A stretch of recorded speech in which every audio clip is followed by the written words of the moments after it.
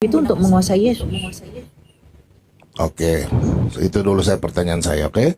Kalau sudah jawab, nanti netizen yang menilai, oke? Berarti iblis campur tangan, oke? Yang kedua, berarti kau Ini Pak, berdasar pada... maaf Pak, Oke. aku ini maaf ya, Mhm. maaf, tanpa mengurangi rasa Silakan. hormat gini. Iblis tidak campur tangan dalam maksud yang baik itu Pak. Karena gini, hal yang baik yang datang dari salib itu hanya dari pihak Allah. Tapi hal yang buruk yang digunakan iblis melalui salib itu datang dari pihak iblis. Bukan, Nah, bukan, yang gini, Pak Bom, saya, Elia dan semua orang yang terima ini kan yang baik dari salib itu. Berarti itu dari pihak Allah sepenuhnya dong, bukan dari iblis. Oke, jadi saya mau komitmen yang lurus. Apakah karya penyaliban Yesus itu rencana Tuhan atau rencana iblis? Itu aja saya mau ini. Karena gini Pak, ada dua yang berencana dalam hal ini. Berarti Untuk ada dua, berarti iblis terlibat. Nah, ini Iblis terlibat. ayatnya. Ini. Ya, Di ini mana ayatnya? rencana ya ini. Ayat 20 ini. Kamu Oke. merencanakan yang jahat. Ada yang merencanakan yang jahat melalui salib. Tetapi Allah telah merencanakannya demi kebaikan. Jadi kalau Lima- Pak Bom tanya, Kejadian 50 ayat 20 deh. Kejadian 50 ayat 20. Iya, Oke, betul. coba Ade tolong baca Kisah Rasul 2 ayat 23 tadi, coba. Kisah Rasul? 2 ayat 23. Kisah Rasul, bentar ya. Mana nih Kisah Rasul? Kisah Rasul 2 ayat yang ke 23 dari 22 ke 23, tapi 23 yang pas, coba. Oke. Ayat 22 sampai 23. Ini ya. Hai orang-orang Israel, dengarkanlah perkataan ini. Yesus dari Nazaret adalah orang yang telah ditentukan Allah dan dinyatakan kepadamu dengan kekuatan-kekuatan, mukjizat-mukjizat dan tanda-tanda ajaib yang dilakukan oleh Allah dengan perantaraan Dia yang tengah-tengah kamu. Seperti yang kamu ketahui, Dia yang diserahkan Allah menurut maksud dan rencananya telah kamu salibkan dan kamu bunuh melalui tangan bangsa yang durhaka. Betul? Lalu apa yang mau ditanya, Pak? Di situ rencana siapa yang menyalibkan Yesus? Gini, ini harus dipahami. Dia yang diserahkan Allah menurut maksud dan rencananya. Sekarang gini Pak, kalau memang Allah... Dulu Elia, sebentar dulu deh, adikku sayang. Sampai di koma dulu. Dia di sini Dia Yesus yang kan? diserahkan Allah menurut maksud Dia di sini dan siapa? rencananya. Dia di sini siapa, Dek? Yesus Allah. kan? Betul Allah. Dia di sini siapa? Allah. Yesus. Allah yang diserahkan Allah gitu. Dia yang diserahkan Allah. Oh, dia yang dia di sini Yesus, betul dia. Baik, terima kasih banyak. Yesus yang diserahkan Allah menurut maksud dan rencananya. Nya di sini siapa? Nya di sini siapa? Kenapa? Dan maksud dan rencananya. Rencananya sini siapa? Rencananya Allah. Betul. Allah Bapa kan? Iya Allah, Bapa. Baik, terima kasih banyak Elia. Sudah itu saja. Telah kamu salibkan. Itu aja saya mau tanya. Oke, gini. Yang kedua- konsekuensinya gini Pak. Kalau memang salib itu dalam maksud yang baik gini, ini sebenarnya menjadi apa ya? Aku bilang ya, memahaminya itu nggak semudah ya seperti yang kita membalikkan tangan. Karena gini, Dia yang diserahkan Allah menurut maksud dan rencananya. Rencana Allah kan maksud yang baik. Maka Yesus itu memang diserahkan oleh Bapa itu untuk maksudnya yang baik melalui salib itu. Tetapi di dalam salib itu pun iblis memaksudkannya untuk yang jahat kan. Dan Allah mengubah rencana jahat iblis itu menjadi rencana yang baik bagi Allah. Makanya gini, kalau memang dari semula Allah merencanakan penyaliban untuk Yesus demi maksud yang jahat, maka nggak mungkin dong di sini Petrus menyalahkan lagi telah kamu salibkan dan kamu bunuh. Masa dia mengatakan Allah itu diserahkan kalau ini Pak, dia yang diserahkan Allah menurut maksud dan rencananya. Kalau maksud dan rencananya ini maksud yang jahat, nggak mungkin. Kalau ini maksud yang jahat, Nggak mungkin Rasul Petrus marah lagi, telah kamu salibkan dan kamu bunuh. Nggak mungkin. Tapi Di karena Elia. maksudnya baik, Elia. maka Di Elia. maka Petrus mengatakan, telah kamu salibkan dan kamu bunuh melalui tangan bangsa-bangsa. Ya, di Elia. Di situ kan ada koma. Kan karya ini kan ada penyaliban dan karya keselamatan. Kita bahas dulu, jangan buang karya keselamatan. Iya, Penyaliban. karya keselamatan dari salib itu dari Allah, itu betul Pak. Tapi Oke, ya kita sudah nggak itu. bisa. Itu sudah. Saya cuma ambil itu aja, poin itu, Dek. Saya cuma Iya. pengakuanmu itu aja. Saya nggak masalah. Cuma itu aja, Dek, pengakuan saya. Karena pernyataan Betul, Elis itu, betul. Itu saya setuju, ya Pak. sudah. Jadi sudah letter let ya, udah ya. Jadi di sini letter let. Dia yang diserahkan Allah menurut maksud dan rencana. Yang kedua saya mau tanya sama Ade. Kejadian Ibrani 2 ayat 14. Ini sudah clear ya. Tapi kalau kau sama Kansa dan Elis berbeda. Biar netizen yang menilai. Yang Enggak, kedua saya mau tanya sama kalau Ade. aku harus jelasin apa-apa. dulu apa Nah, pandangan. nanti sebentar deh, nanti baru Ade jelaskan. Saya tanya dulu tadi Ibrani 2. Oke, Ibrani 2 ayat yang ke-14. Oke. Berani 2 ayat yang ke-14. Oke. Baik. Tadi iblis berkuasa atas maut. Maksudnya maut ini apa? Kematian atau apa? Iya, kematian kan upah dosa adalah maut. Berarti yang bisa membunuh manusia mati? Yang mencabut nyawa manusia siapa? Mencabut nyawa, Tuhan nggak pernah cabut nyawa. Tidak, maksudnya yang mengambil nyawa manusia siapa? Tuhan atau iblis? Kan kematian itu karena dosa, nggak ada dicabut nyawanya, Pak. Betul. Iya. Maksudnya kalau Mati kita karena manusia, waktu. kalau orang tua kita meninggal, sebentar deh, orang tua kita kalau meninggal, yang mengambil nyawa kita siapa? Ya karena udah waktunya, bukan diambil. Karena udah waktunya mati. Ada Karena yang kita nggak Alkitabnya? percaya ada yang cabut nyawa, Pak. Enggak, maksudnya yang mengambil nyawa kita. Nggak ada yang mengambil nyawa kita. Nyawa kita ketika kita mati, kita percaya kembali ke Allah. Kalau kita nggak percaya, dosa kita menyeret kita ke alam maut. Ada ayat Ada Alkitabnya waktunya, yang gimana memperkuat, ada itu? Ada, Dek. Karena kalau Tuhan Berarti mencabut nyawa, untuk apa dia ciptakan kita, Pak? Saya tidak bilang kalau mencabut, cabut pohon. Maksudnya ide begini deh. Kan tadi ada bilang iblis itu yang mengambil nyawa maut kan. Makanya saya tanya, Jadi maut itu maut apa? Semula, betul. Ya dikatakan pembunuh apa? Kekekalan sehingga binasa. Binasa manusia tidak selamatkan. Atau masalah tubuh ini yang dibun-bun.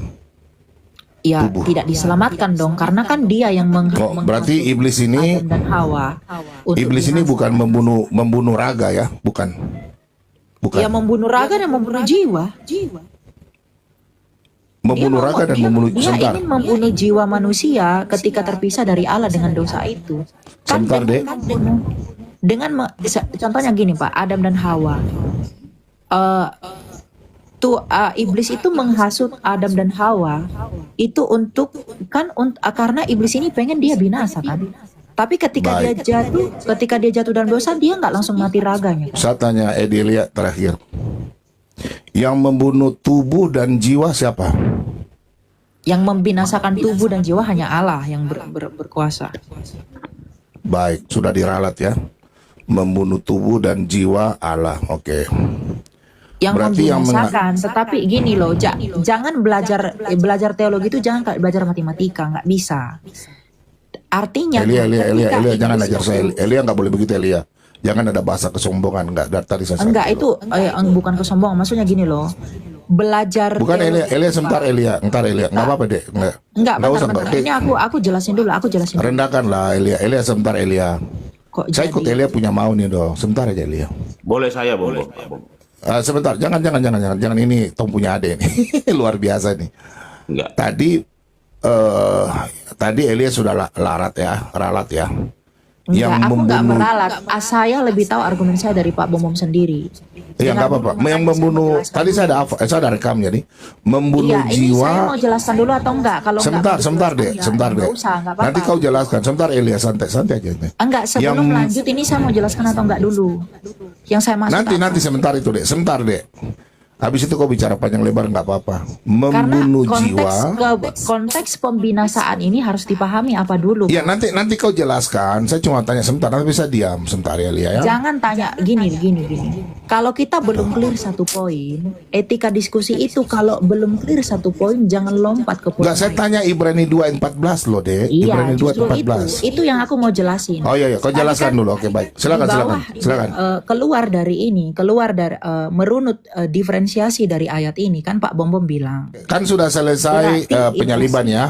Oke, sekarang masalah ini. Ibrani 2 ayat 14, silakan. Nanti aku simpulkan. Bentar. Ini kan tadi kan dikatakan kan Pak Bom tanya, berarti siapakah yang bisa siapakah iblis itu mau membinasakan tubuh atau jiwa? Membinasakan tubuh atau jiwa. Iblis itu pengennya manusia itu binasa. Karena keinginan iblis itu manusia itu terpisah dari Allah. Nah, sedangkan yang Pak Bom tanya, siapakah yang bisa membinasakan tubuh atau jiwa? Itu dalam pengertian otoritas yang daripada Allah. Jadi beda. Kalau yang berkuasa secara real untuk membunuh, untuk membinasakan tubuh maupun jiwa itu hanya Allah.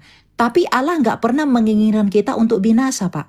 Nah, iblis ini ingin membinasakan kita dalam keinginannya. Artinya, kehendak iblis itu ingin membinasakan manusia. Tapi kehendak Allah nggak mau manusia itu binasa. Meskipun Allah bisa membinasakannya. Ah, gitu loh. Jadi ini clear kan? Jadi jangan nanti seolah-olah dari Pak Bom potong-potong argumen saya.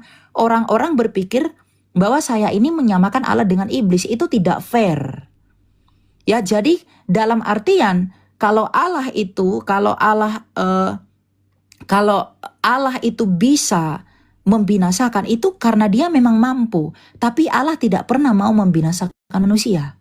Sedangkan iblis ingin membinasakan manusia. Gitu. Itu yang harus Sudah, dipahami. Karena Oke, iblis sudah, tahu Dek. ketika manusia berpisah dari Allah, ya konsekuensinya kematian karena Baik. Allah itu adalah hidup gitu. Adek, sudah Dek, saya boleh bertanya nih ya? Ya, Oke. lanjut. Baik Dek, oke. Masalah membinasakan Ibrani 2 ayat 14. Menurut pemahaman Elia, di kata sini binasa. Binasa itu apa maksudnya? Binasa apa? Kematian kekekalan kah? Atau bagaimana? Nah, Atau nyawa? pahami konteksnya. Kalau binasa, ya bisa dagingnya binasa atau bisa rohnya binasa kekal, relasinya binasa dengan Allah. Sebentar deh, saya jadi bingung ini karena adik dua ini.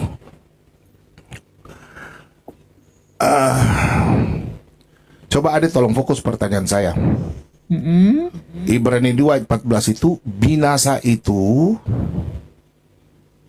untuk kematian kekekalan. Iblis dia membawa manusia itu masuk binasa sama-sama dengan dia sesuai dalam Wahyu 20 ayat yang ke 10 sampai 15. Kematian itu. Makanya Yesus kan membawa kita untuk hidup yang kekal itu. Nah, apakah di sini pemahaman Elia binasa ini adalah mengenai tubuh atau kebinasaan kekal atau bagaimana? Ya, kebinasaan tidak diperdamaikan dengan Allah. Makanya kita baca ya, ayat 15 dan Baik. berikutnya. Berarti Dengan kebinasaan demikian, ya, kebinasaan ini maksud ini ketika terpisah dari Allah, Pak. Ya. baik. Berarti Elia Dengan setuju. demikian, ia membebaskan pula mereka yang seumur hidupnya berada dalam perhambaan karena takutnya kepada maut. Sebab sesungguhnya bukan malaikat-malaikat yang ia pedulikan, tetapi keturunan Abraham yang ia pedulikan. Itulah sebabnya dalam segala hal ia harus disamakan dengan saudara-saudaranya, supaya ia menjadi imam besar yang menaruh belas kasihan dan setia kepada Allah untuk mendamaikan dosa umat. Jadi kebinasaan yang dimaksud di sini adalah ketika terpisah dari Allah itu. Karena hidup itu hanya ada pada Allah, toh. Makanya ketika Tuhan bilang, ketika manusia jatuh dalam dosa, ketika engkau memakannya pastilah engkau mati.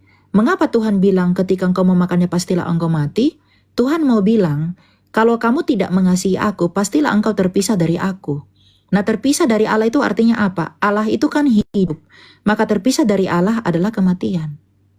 Makanya Yesus Kristus datang melunasi dosa itu untuk menghubungkan kita kepada hidup yang kekal itu melalui salib. Sebagai bukti kasih dan ketaatannya. Bisa bro sebentar dikit bro Bom. Di mute bro. Bisa saya bisa. Sebentar abang ya, sebentar abang ya. Berarti terpisahnya manusia dengan Allah, maksud Betul. dari kebinasaan itu. Setuju ya? Iya. Baik. Berarti bukan berkuasa atas maut itu bukan untuk mengambil manusia punya nyawa, betul? Mengambil manusia punya nyawa, ya dia ingin Maksudnya membunuh manusia. dia mati, manusia saya hidup ini. Betul. Apakah iblis bisa mengambil saya punya nyawa? Saya langsung mati? Bisa nggak? Kira-kira? Mengambil nyawamu untuk di apa? Maksudnya? Nggak, saya mati langsung saya bernapas tidak bernapas. Bisa nggak? Maksud Itu saya dalam langsung mati. izin Tuhan, tanpa Tuhan izinkan nggak bisa, Pak. Oke, izin Tuhan ya. Betul. Berarti- Semua orang mati itu atas izin Tuhan. Berarti contoh tiba-tiba saya tidur. Bukan saya dipakai iblis, tidak pakai manusia. Saya tidur tiba-tiba saya pergi mati. Itu yang mengambil saya punya nyawa siapa? Nggak ada yang mengambil nyawa, tapi kalau Bapak percaya akan kembali kepada Allah. Kalau Bapak nggak percaya, Baik, nanti saya kasih pemahaman Elia lebih ini ya. Coba Elia baca Ulangan 32 ayat 39. Coba baca deh. Ulangan 32 ayat. Ya, saya kasih dua dalil aja ya. Ulangan 32 ayat 39. 32. Oke. Ulangan 32, biar Elia nanti catat saya itu. Ayat yang ke Ulangan 32 ayat yang ke-39 deh.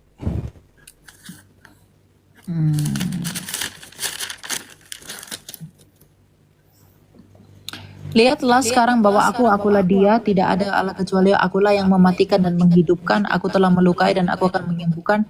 Tidak ada yang dapat melepaskan dari tanganku. Ya. Baik ya. Oke, itu yang pertama. 1 Samuel 2 deh. 1 Samuel 2 ayat yang ke-6. 1 Samuel 2 ayat yang Ke-6. ke-6.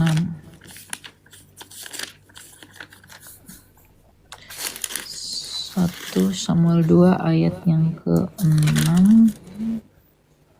Tuhan mematikan dan menghidupkan, ia menurunkan ke dalam dunia orang mati dan menaikkan orang dari sana. Ya. Baik. Berarti coba terakhir lagi deh baca Matius 10 ayat yang ke-28 deh. Banyak sih sebenarnya di kitab Ayub juga 10 banyak. ayat yang ke-28. 28. Janganlah takut terhadap mereka yang membunuh tubuh dan tidak berkuasa membunuh jiwa. Takutlah terutama kepada dia yang berkuasa membinasakan baik jiwa maupun tubuh dalam neraka. Ya. Oke, setuju ya ada ya. Nah, jadi kalau saya tiba-tiba saya mati, Tuhan yang ini. Nah, ayat daripada semua itu, Gini, Itu Pak. Bentar. ya, Ketika Bapak tiba-tiba mati, berarti Tuhan yang mematikan Bapak gitu. nanti ini terakhir coba baca Mazmur 104 Mazmur Ayat. 100, 4 ayat 29 sampai 30. 104 ayat 29. Apabila engkau menyembunyikan wajahmu, mereka terperanjat. Apabila engkau mengambil napas mereka, mereka mati binasa dan kembali menjadi debu. Apabila engkau mengirim rohmu, mereka tercipta dan engkau membarui muka bumi. Ya. Oke. Berarti sudah sangat jelas ya. Pada waktu kita mati, nanti roh kita kembali kepada Allah. Itu Ini, pengkhotbah itu 12 ayat tahap lain. Ketika Bapak mati dalam tidur, apakah berarti Tuhan yang mengambil nyawa Bapak? Saya pulang, itu sudah waktunya saya pulang. Nah, Sudah berarti waktunya bukan Tuhan yang mencabut sendiri kan? Siapa yang mencabut itu? Iya, itu Tuhan Jangan pakai pengen bahasa Bapak cabut mati. deh. Tidak pernah pohon nyawa dicabut. Nggak pakai cabut. Oke, berarti jangan dicabut, Yang mengambil. diambil. Oke. Ayub 1 ayat 21. Silakan. Biar belajar ya. Ayub 1 ayat yang Ayat 21. 21. Ia berkata, dengan telanjang aku keluar dari kandung ibuku, dengan telanjang aku juga akan memberi ke sana. Tuhan memberi dan Tuhan yang mengambil, terpujilah nama Tuhan. Ya. Sudah jelas ya? Berarti Tuhan yang mengambil nyawa Pak Bom Bom. Iya, itu ayatnya. Kalau Tuhan mengambil nyawa Pak Bom Bom, mengapa ia menciptakan Pak Bom Bom? Kau jawab dengan ayat Alkitab. Saya sudah kasih ayat Alkitab. Biar nanti decision yang menilai. Enggak, justru ini konsekuensi logis dari argumen ini, Pak. Bukan. Itu ayat Alkitab. Kalau Kau Tuhan bantah saya dengan ayat mengambil nyawa Alkitab. kita, Tuhan mengambil nyawa kita, mengapa dia menciptakan kita? Enggak. Di dalam Kalau Ayub. Tuhan, kalau Tuhan mematikan kita, Dek, untuk apa dia bantah saya menghidupkan dengan ayat dong. Kita diskusi kan. Iya, kalau cuma ayat Pak, Kadrun juga punya ayat Pak. Enggak, Tapi maksudnya coba jelaskan. konsekuensi dari penafsiran ini adalah kalau Tuhan mengambil dan mematikan saya, lalu untuk apa dia menciptakan saya? Di Kejadian 2, sabar, satu kali. Kejadian 2 ayat 7, Tuhan menghembuskan nafasnya kepada Adam, Selem itu patung, sehingga Adam itu hidup. Oke? Nah, di dalam Ayub 34 ayat 14, jikalau, coba baca Ayub 34 ayat 14. Jikalau ia di sini Allah menarik kembali rohnya dan mengembalikan nafasnya padanya. Nah, kemudian di ayat 34 ayat 14. Kemudian di Ayub 33 ayat yang keempat. Ya, Roh Allah telah membuat aku dan nafas yang Maha Kuasa membuat aku hidup. Betul. Pengkhotbah 12 ayat yang ketujuh. Roh kita setelah kita mati, roh kita kembali kepada Allah. Iya betul. Tapi gini Pak, yang aku memang aku setuju. Kalau kita orang percaya, roh kita kembali kepada Allah. Kalau kita nggak percaya, ya dia akan binasa gitu toh. Kita setuju itu.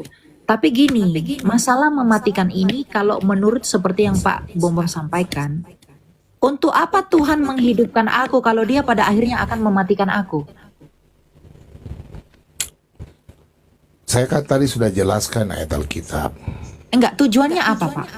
Yang mengambil nyawa bukan, karena upah dosa adalah mat Roma 6 ayat 23 itu. Berarti yang membuat orang mati Sebentar, itu apa? yang mati itu roh atau tubuh? Lah kalau orang nggak percaya, rohnya juga kan ikut binasa toh dalam kekekalan neraka. Pertanyaan saya dulu. Yang mati ini roh, yang saya bicara mati ini roh atau tubuh? Kematian yang dalam hal apa dulu nih?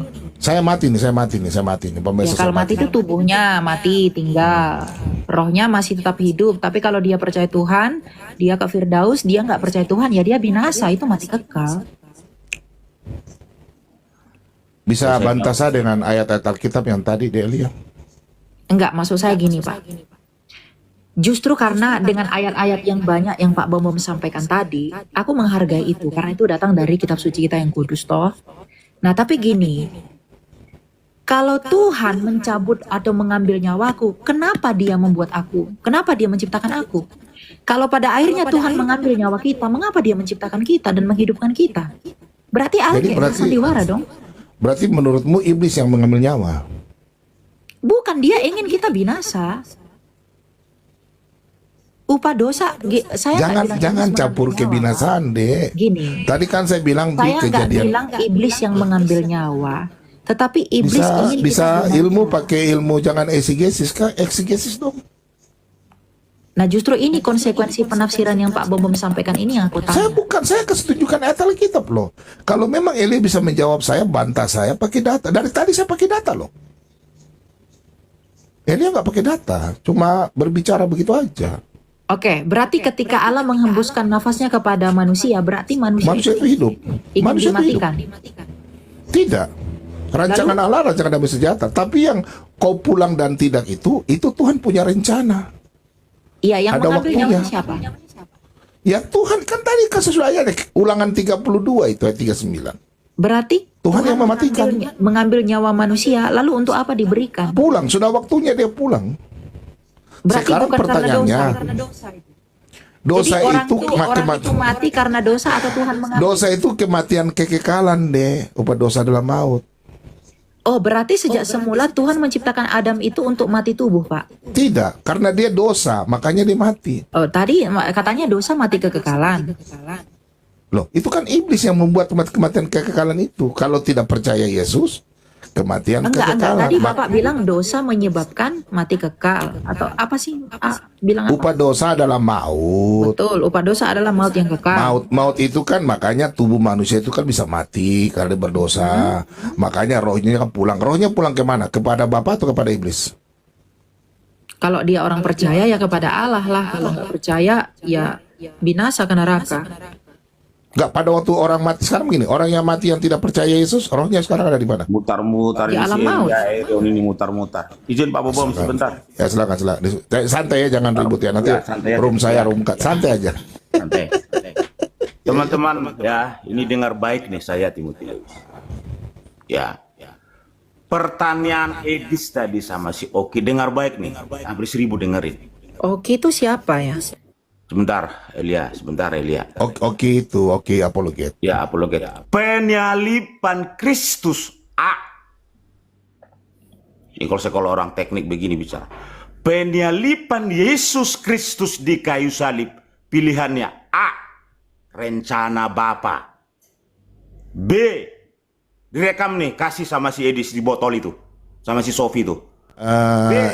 Bang Patiboti, mohon Ya. bahasa jaga. Ya, oke. Boleh Ya, diskusi ini- panas tapi bahasa. Ya, oke Pak Bom. Saya ulangi sekali lagi teman-teman, dengerin baik orang Kristen kita yang saya kasih, saya cintai. Penyalipan Kristus Yesus di kayu salib. A. Rencana Bapa. B. Rencana iblis.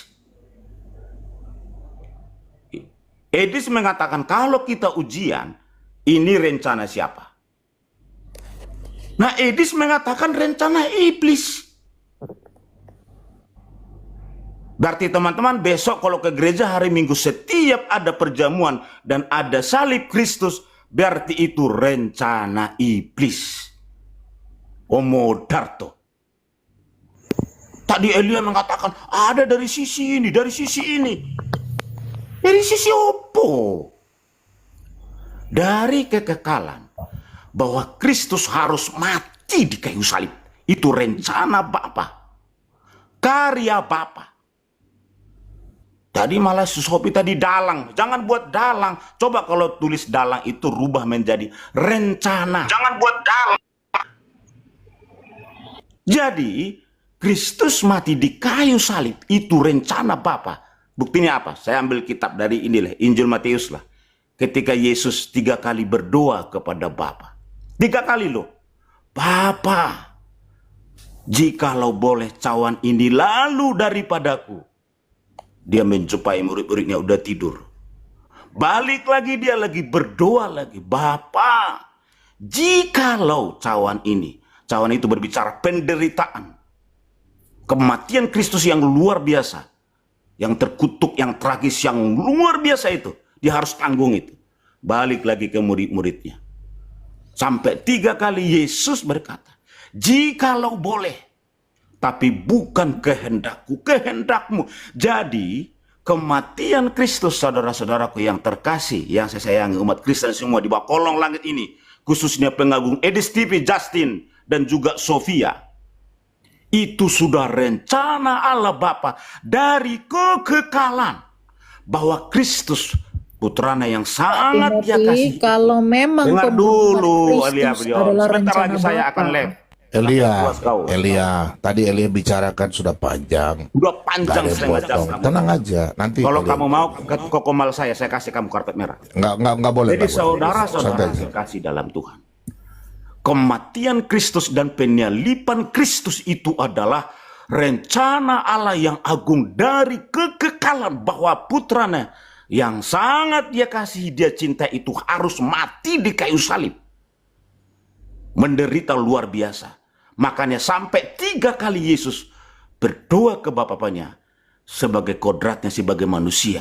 Bolehkah cawan penderitaan? Karena dia sudah melihat di ujung sana betapa tua-tua Yahudi, orang-orang Farisi, orang-orang Saduki, Al-Guzun tentara Romawi, dia akan mencabik-cabik tubuhnya itu yang begitu luar biasa itu, ketakutan luar biasa.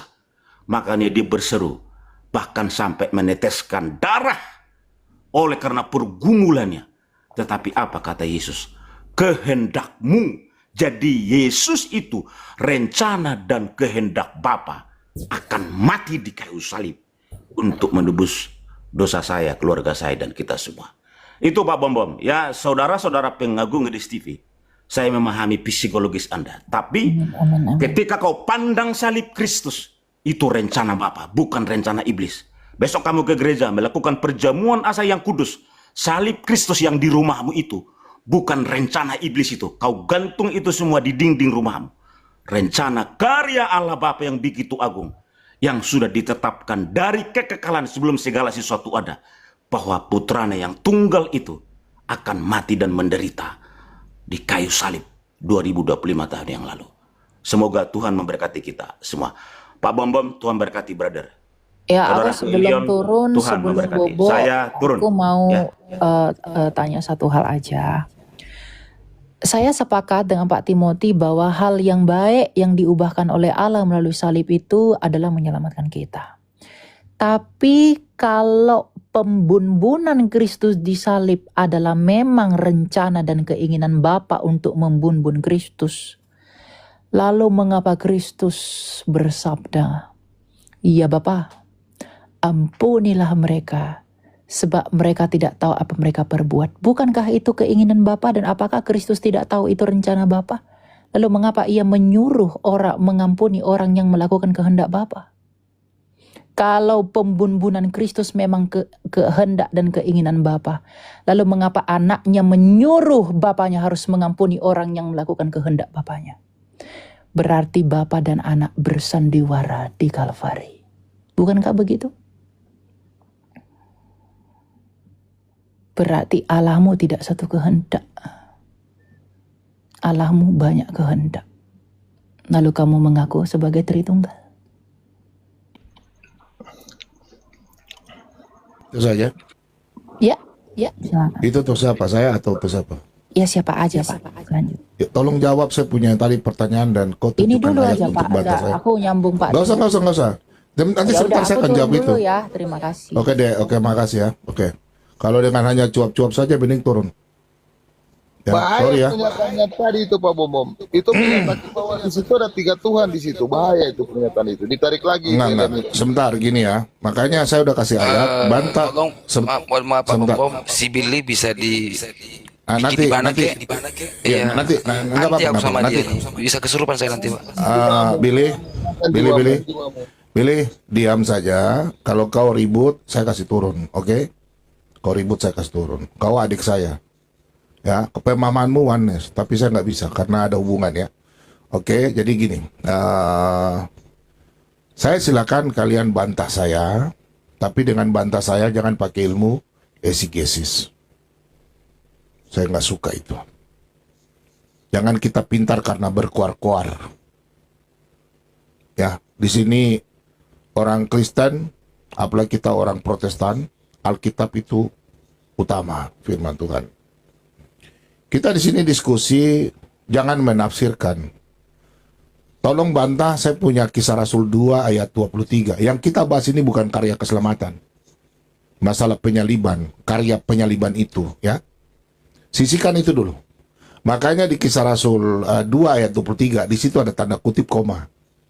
Baik itu dalam bahasa aslinya maupun bahasa Indonesia. Dia yang diserahkan Allah, dia ini Yesus. Yesus yang diserahkan Bapa menurut maksud dan rencananya. Ada katanya. Itu stop sampai situ dulu. Kita bahas itu dulu. Baru kita lanjut. Oke. Sebentar kiamat ya. Christian Pelin, silakan. Silakan. Tadi saya duluan tadi yang naik, Pak. Oh, kiamat yang duluan ya? Oke, kiamat. Sorry. Itu rencana siapa? Saya mau dengar dulu penyaksi si CP ini mau ngomong apa. Boleh dia minta Jangan ribut di rumah saya. Saya orangnya Bisa satu. diturunkan lupa. Ini kan oneness. Sudah beda Pak Elia. Pak Bom. Billy turun dulu Billy ya. Iya, Billy turun dulu ya. ke laut ini sampah satu ini. Ya, Billy turun dulu. Ganjal truk kayak. Iya. Turun dulu Billy, ya. kalau Billy nggak mau turun, Billy diam. Nanti belum bicara. Turunkan Pak. Atau saya yang turun Pak. Bos. Karena saya tidak mau duduk sama. Oke, Billy turun dulu sudah ya. Billy turun dulu. Oneness mo pansos. Oh, ribut nanti. Oneness mo pansos. Iya, boleh Pak. Saya diperbesar.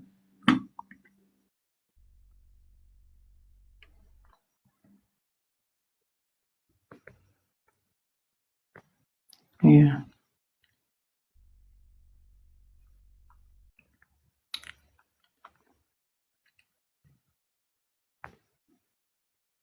Sebentar kiamat ya, sebentar.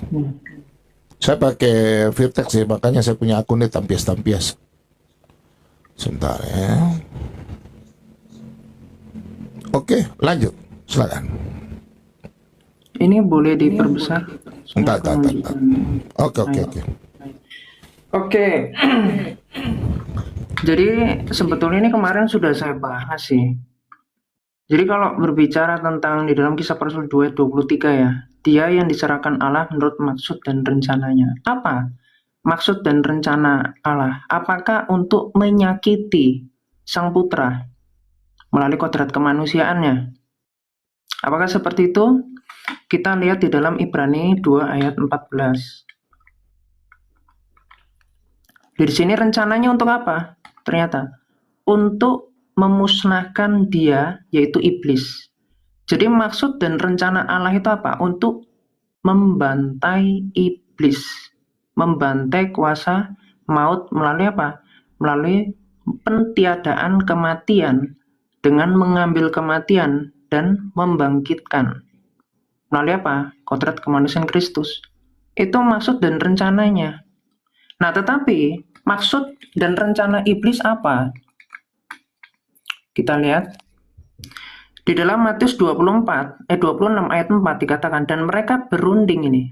Untuk apa? Rencana untuk menangkap Yesus. Apakah mereka ini diurapi oleh Roh Kudus? Untuk mau dibilang ini sebagai rencana Allah juga, yaitu untuk menangkap Yesus, untuk dengan tipu muslihat dan untuk membunuh dia. Apakah itu rencana Allah? Kan jelas. Ini bukan rencana Allah untuk menyakiti sang sabda, ini tidak mungkin. Karena Allah itu kasih, nggak mungkin ada keberawalan kebencian pada ontologinya Allah yang secara ekonominya kehadiran sang anak ini. Masa yang Allah itu kasih tiba-tiba ada tipu muslihat gitu. Yang mana mereka ini tua-tua Yahudi, orang-orang Mahkamah Agung, dan semuanya itu diurapi oleh Roh Kudus, kan mereka bukan orang Kristen. Berarti rencananya di sini untuk menyalibkan Kristus. Rencana siapa? Rencana si jahat. Ya, terus juga di dalam Yohanes 13 ayat 2, mereka sedang makan bersama dan iblis, loh, jelas loh ini iblis loh.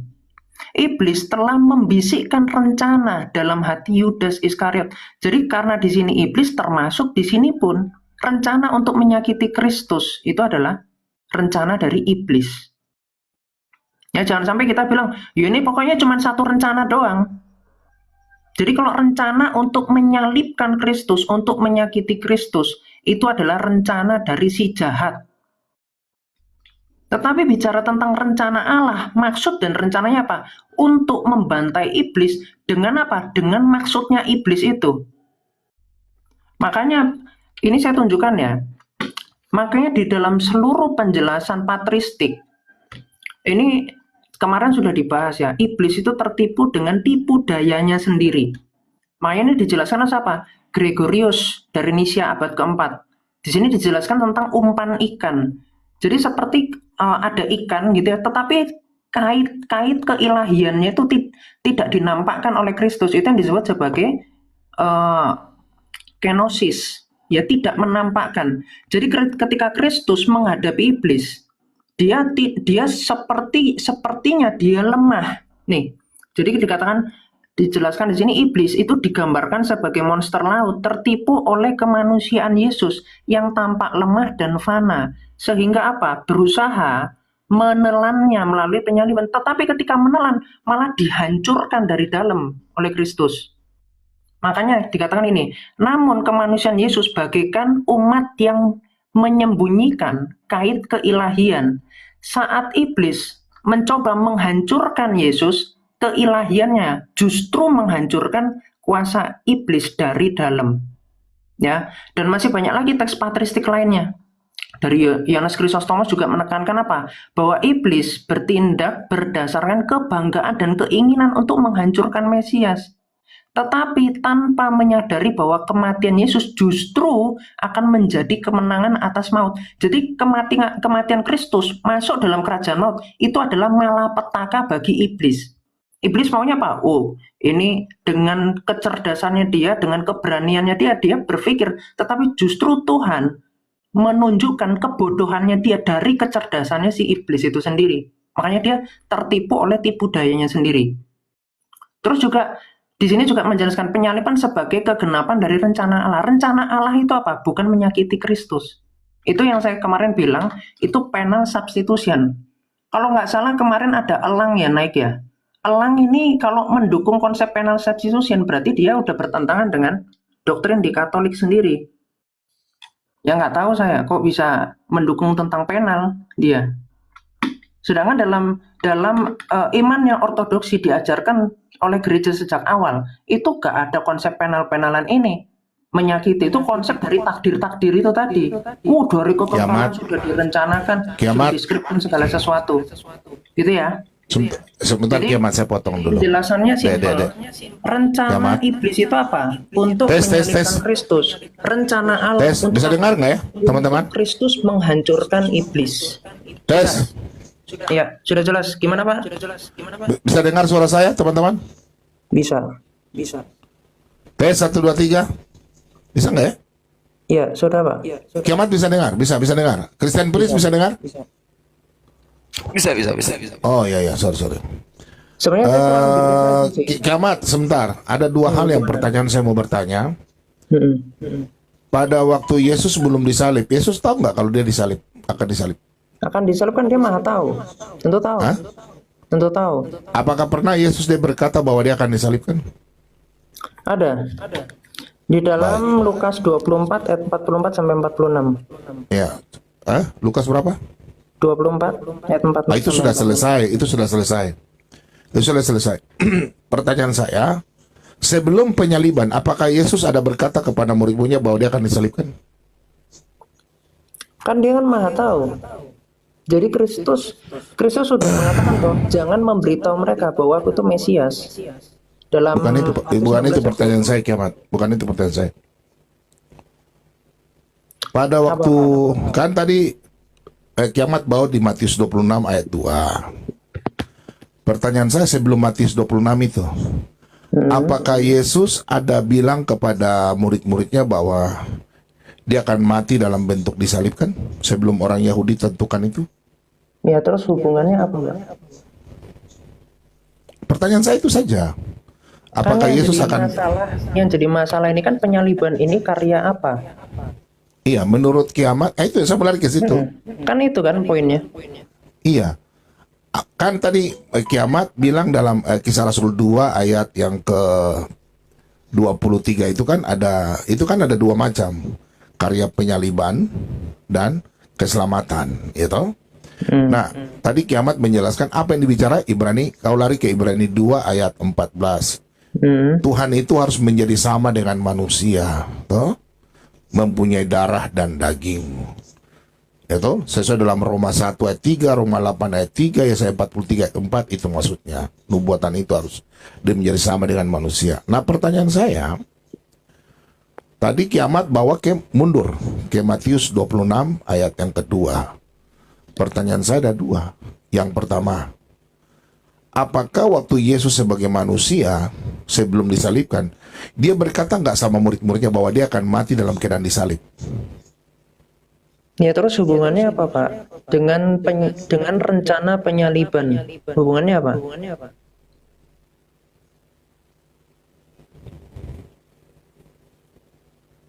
Kan tadi kita bahas Kisah Rasul 2 ayat yang ke-23. Ini merujuk kepada edisi yang tadi nih, bahwa salib ini adalah rencana Bapa atau rencana iblis. Bukan karya keselamatan yang kita bahas. Penyaliban ini. Nah, makanya saya tanya, apakah sebelum di Matius 26 ayat 2, Yesus pernah nggak mengatakan bahwa dia akan mati, dia akan dibunuh sesuai dalam Kisah Rasul 2 tadi tuh. Ayat 23. Karena Yesus memberitahukan 4 kali. Nah, Apakah selama Yesus memberitakan itu bahwa dia akan mati dengan cara disalibkan atau tidak? Seperti tadi kiamat bahwa dalam Matius 26 ayat 2. Ada nggak dia tahu bahwa dia akan mati disalibkan? Jadi ketika dikatakan gini ya, apakah Kristus tahu bahwa dia akan disalib? Jelas dia tahu. Makanya Kristus sendiri itu dibaptiskan. Untuk apa? Untuk menyucikan air dan untuk menunjukkan apa? Tentang kematian dan kebangkitannya. Jadi kalau apa hubungannya antara Kristus memberitahu dengan tidak? Sedangkan yang dibahas di sini, apakah rencana Allah itu untuk menyakiti Kristus? Apakah tua-tua Yahudi itu diurapi oleh Roh Kudus sehingga ketika mereka merencanakan untuk menyalibkan Kristus, itu adalah rencana dari Allah untuk yang sudah mereka diurapi gitu terlebih dahulu supaya menyalibkan Kristus. Itu loh Pak, yang lagi dibahas itu. Jadi saya kira nggak ada hubungan untuk Kristus pernah bilang nggak? Itu nggak ada hubungan. Ada hubungannya karena dalam Kisah Rasul 2 ayat 23 kiamat membawa ke tentang keselamatan itu. Harus Tuhan menjadi manusia mempunyai daging. Dalam Ibrani 2 ayat 14 bukan karya penyaliban. Pertanyaan saya, kiamat bawa ke situ. Kiamat menjelaskan seakan-akan rencana itu hanya rencana Mati keselamatan. menghancurkan kuasa maut itu apakah nggak ada hubungannya sama penyaliban, Pak? Bisa jangan potong nggak kalau saya ngomong gitu loh, yang supaya enak. Saya hormati kalian semua loh. Para Ya ini kan politik. dialog ini. Iya kan, saya jangan potong dulu tuh. Gini. Pertanyaan saya, tadi kan Kisah Rasul 2 ayat 23 itu pernyataan saya untuk kalian bantah. Saya lihat kalian bantah dengan Ibrani 2 ayat 14. Ibrani 2 ayat 14 itu kan nubuatan dari Kejadian 3 ayat 15, Kejadian 22 ayat 1 sampai 20 ayat 3.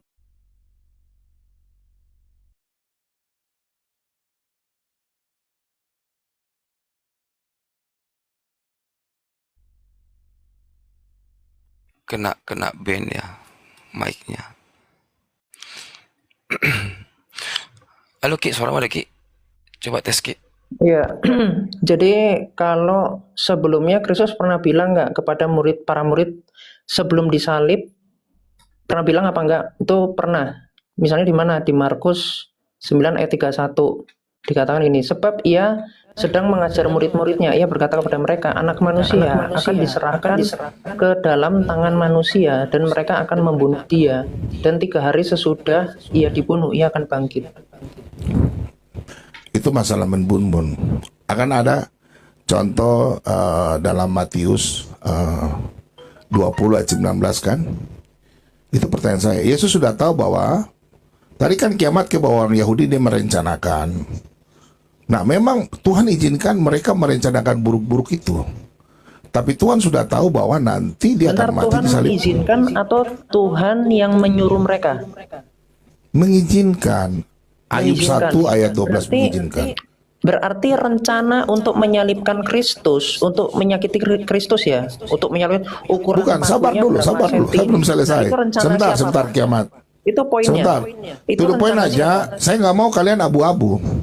Saya enggak, Jadi menurut justru saya terus terang. Justru saya mau tanya, Kalau menyalibkan menurut Kristus itu rencana siapa? kalian ini bisa To the point diskusi. itu, Pak. Sebentar, itu the point. Saya mau tanya dulu. Kalau saya rencana Allah Bapa bukan iblis, rencana penyaliban. Oh, jadi rencana untuk menyalibkan Kristus, untuk menyakiti Kristus di atas kayu salib. Bukan menyakiti loh, sabar dulu. Penyaliban itu, keselamatan itu, penyaliban itu loh. Jangan campur-campur. Beda Pak, kalau rencana keselamatan dengan rencana menyalibkan Oh, berarti menurut kiamat penyaliban itu rencana iblis. ketika dikatakan mereka merencanakan untuk menyalibkan Kristus, itu ada rencana Enggak, jangan mutar-mutar. Saya nggak suka kalian mutar-mutar. Enggak mutar Pak, saya to the point. Oke, silakan. Rencana Kalau saya mereka ngomong jangan adalah potong ya. menyalibkan Kristus. Berarti menurut kiamat penyaliban itu rencana iblis. Begitu aja, to the point. Betul, ketika itu dikatakan itu Ya menyakiti sudah, Kristus. sudah terima kasih banyak. Saya nggak potong. Ya sudah, berarti penyaliban itu rencana iblis ya. Betul, ketika Oh sudah, menyalibkan oke, sudah betul, Kristus. oke. Ya sudah, sudah selesai, Dan sudah selesai. tadi sudah saya tunjukkan Pak. Ya sudah, itu saya sudah rekam, sudah Apakah- selesai. Ini saya tanya Pak. Enggak Bobo, usah tanya, apakah- nggak usah tanya. Saya cuma tanya itu saja, bro. Berarti Saya tanya kiamat nih, sudah sama Bapak mengaku. Bobo. Boleh nggak? Ya. Oke, kiamat Jadi, tolong baca. Coba Santo sebentar, Irenaeus. terakhir. Coba kiamat. Abis itu kiamat ngomong panjang. Saya tahu kiamat suka. Satu, supaya aku tahu posisinya Pak Bom Bom nih. Santo Irenaeus. Sebentar. Saya hanya bertanya. Dari tadi kalian bicara, saya juga bicara, saya diam Ini loh. Sebentar. justru poin yang penting ini yang sedang dibicarakan. Santo Irenaeus di dalam Against Heresies Sebentar dulu kiamat. bahwa penyaliban itu sebagai bagian dari pertarungan kosmis antara terang dan gelap. Iblis mengira kematian Kristus adalah kemenangannya. Tetapi kebangkitannya justru membalikkan keadaan. Begitu juga dijelaskan oleh Santo Cyril dari Yerusalem abad keempat tentang katekisasi baptisan, menjelaskan apa, bahwa melalui kematian Yesus kuasa iblis dihancurkan dan manusia dibebaskan Darah dari Yesus perbudakan berkuasa, dosa. oh Tuhan. Jadi poin yang sedang dibicarakan rencana menyalibkan Kristus atau rencana penyaliban itu dari mana? Dari Tuhan atau dari iblis?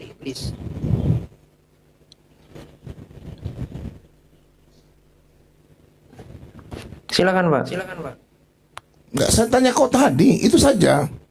Rencana, jangan putar-putar balik-balik. Rencana penyaliban itu, siapa yang merencanakan? Bapak, itu rencana menyalibkan Kristus itu adalah rencana Sahabat, Allah. menyalibkan dan salib itu, penyaliban. Sebentar. Dengar bahasa saya baik-baik.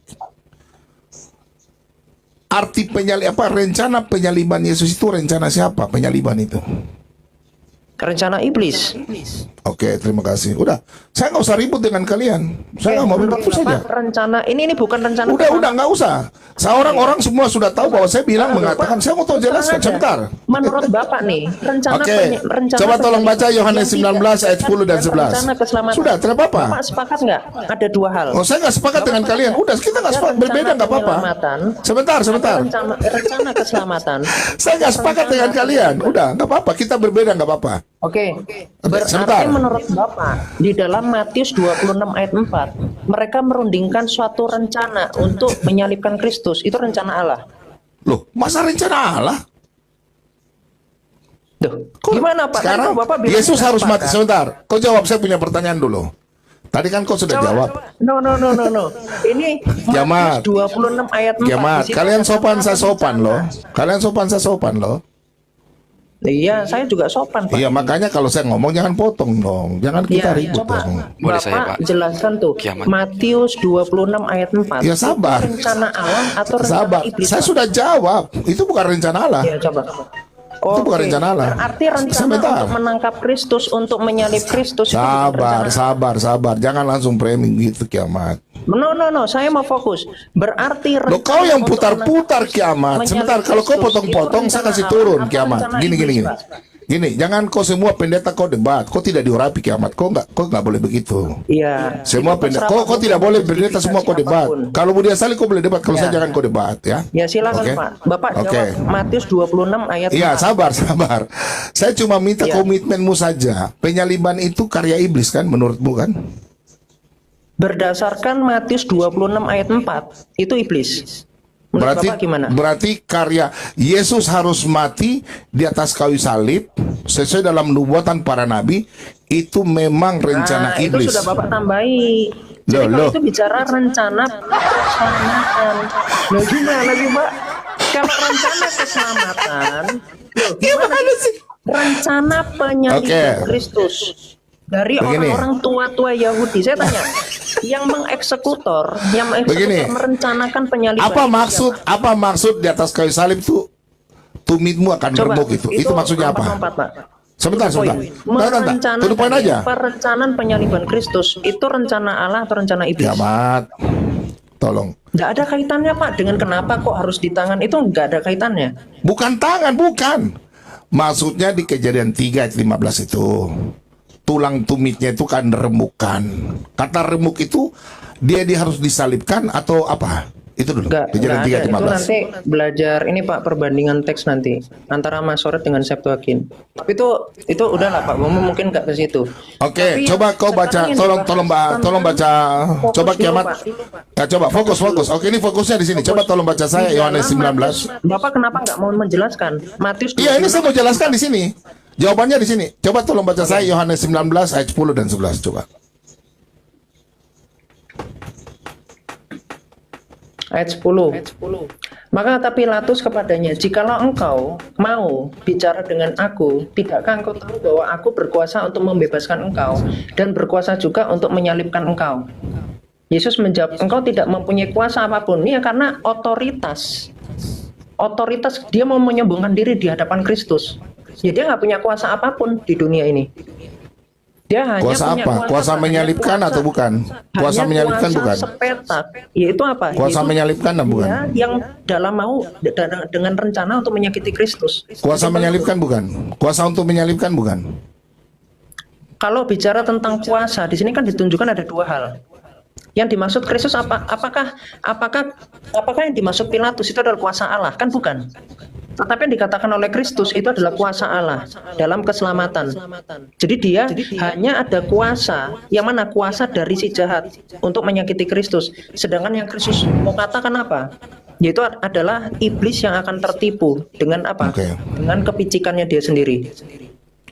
Kiamat pakai teori mana nih? Teori ortodoks atau teori mana yang kau pakai nih teori ini? Saya kira mau itu Protestan, mau itu Ortodoks, mau itu Katolik sama. Enggak, kalau Katolik dan Protestan tidak mengatakan bahwa penyaliban adalah apa? Karya iblis. Loh itu Bapak, itu kan berdasarkan Bapak gereja kan Pak? Enggak, Katolik. coba tanyakan sama orang Katolik. Bapak cari orang Sebentar, Katolik sebentar. mana yang mau Sebentar deh ya, itu sebentar ya, adalah penyaliban sebentar. Itu Sebentar, adalah sebentar. rencana. Kiamat sabar ya, bisa Tuhan, gitu. diskusi ini, sabar ya. Iya, coba dicarikan orang Katoliknya Sebentar. mana. Biar nanti saya kasih Sebentar. karakteristik.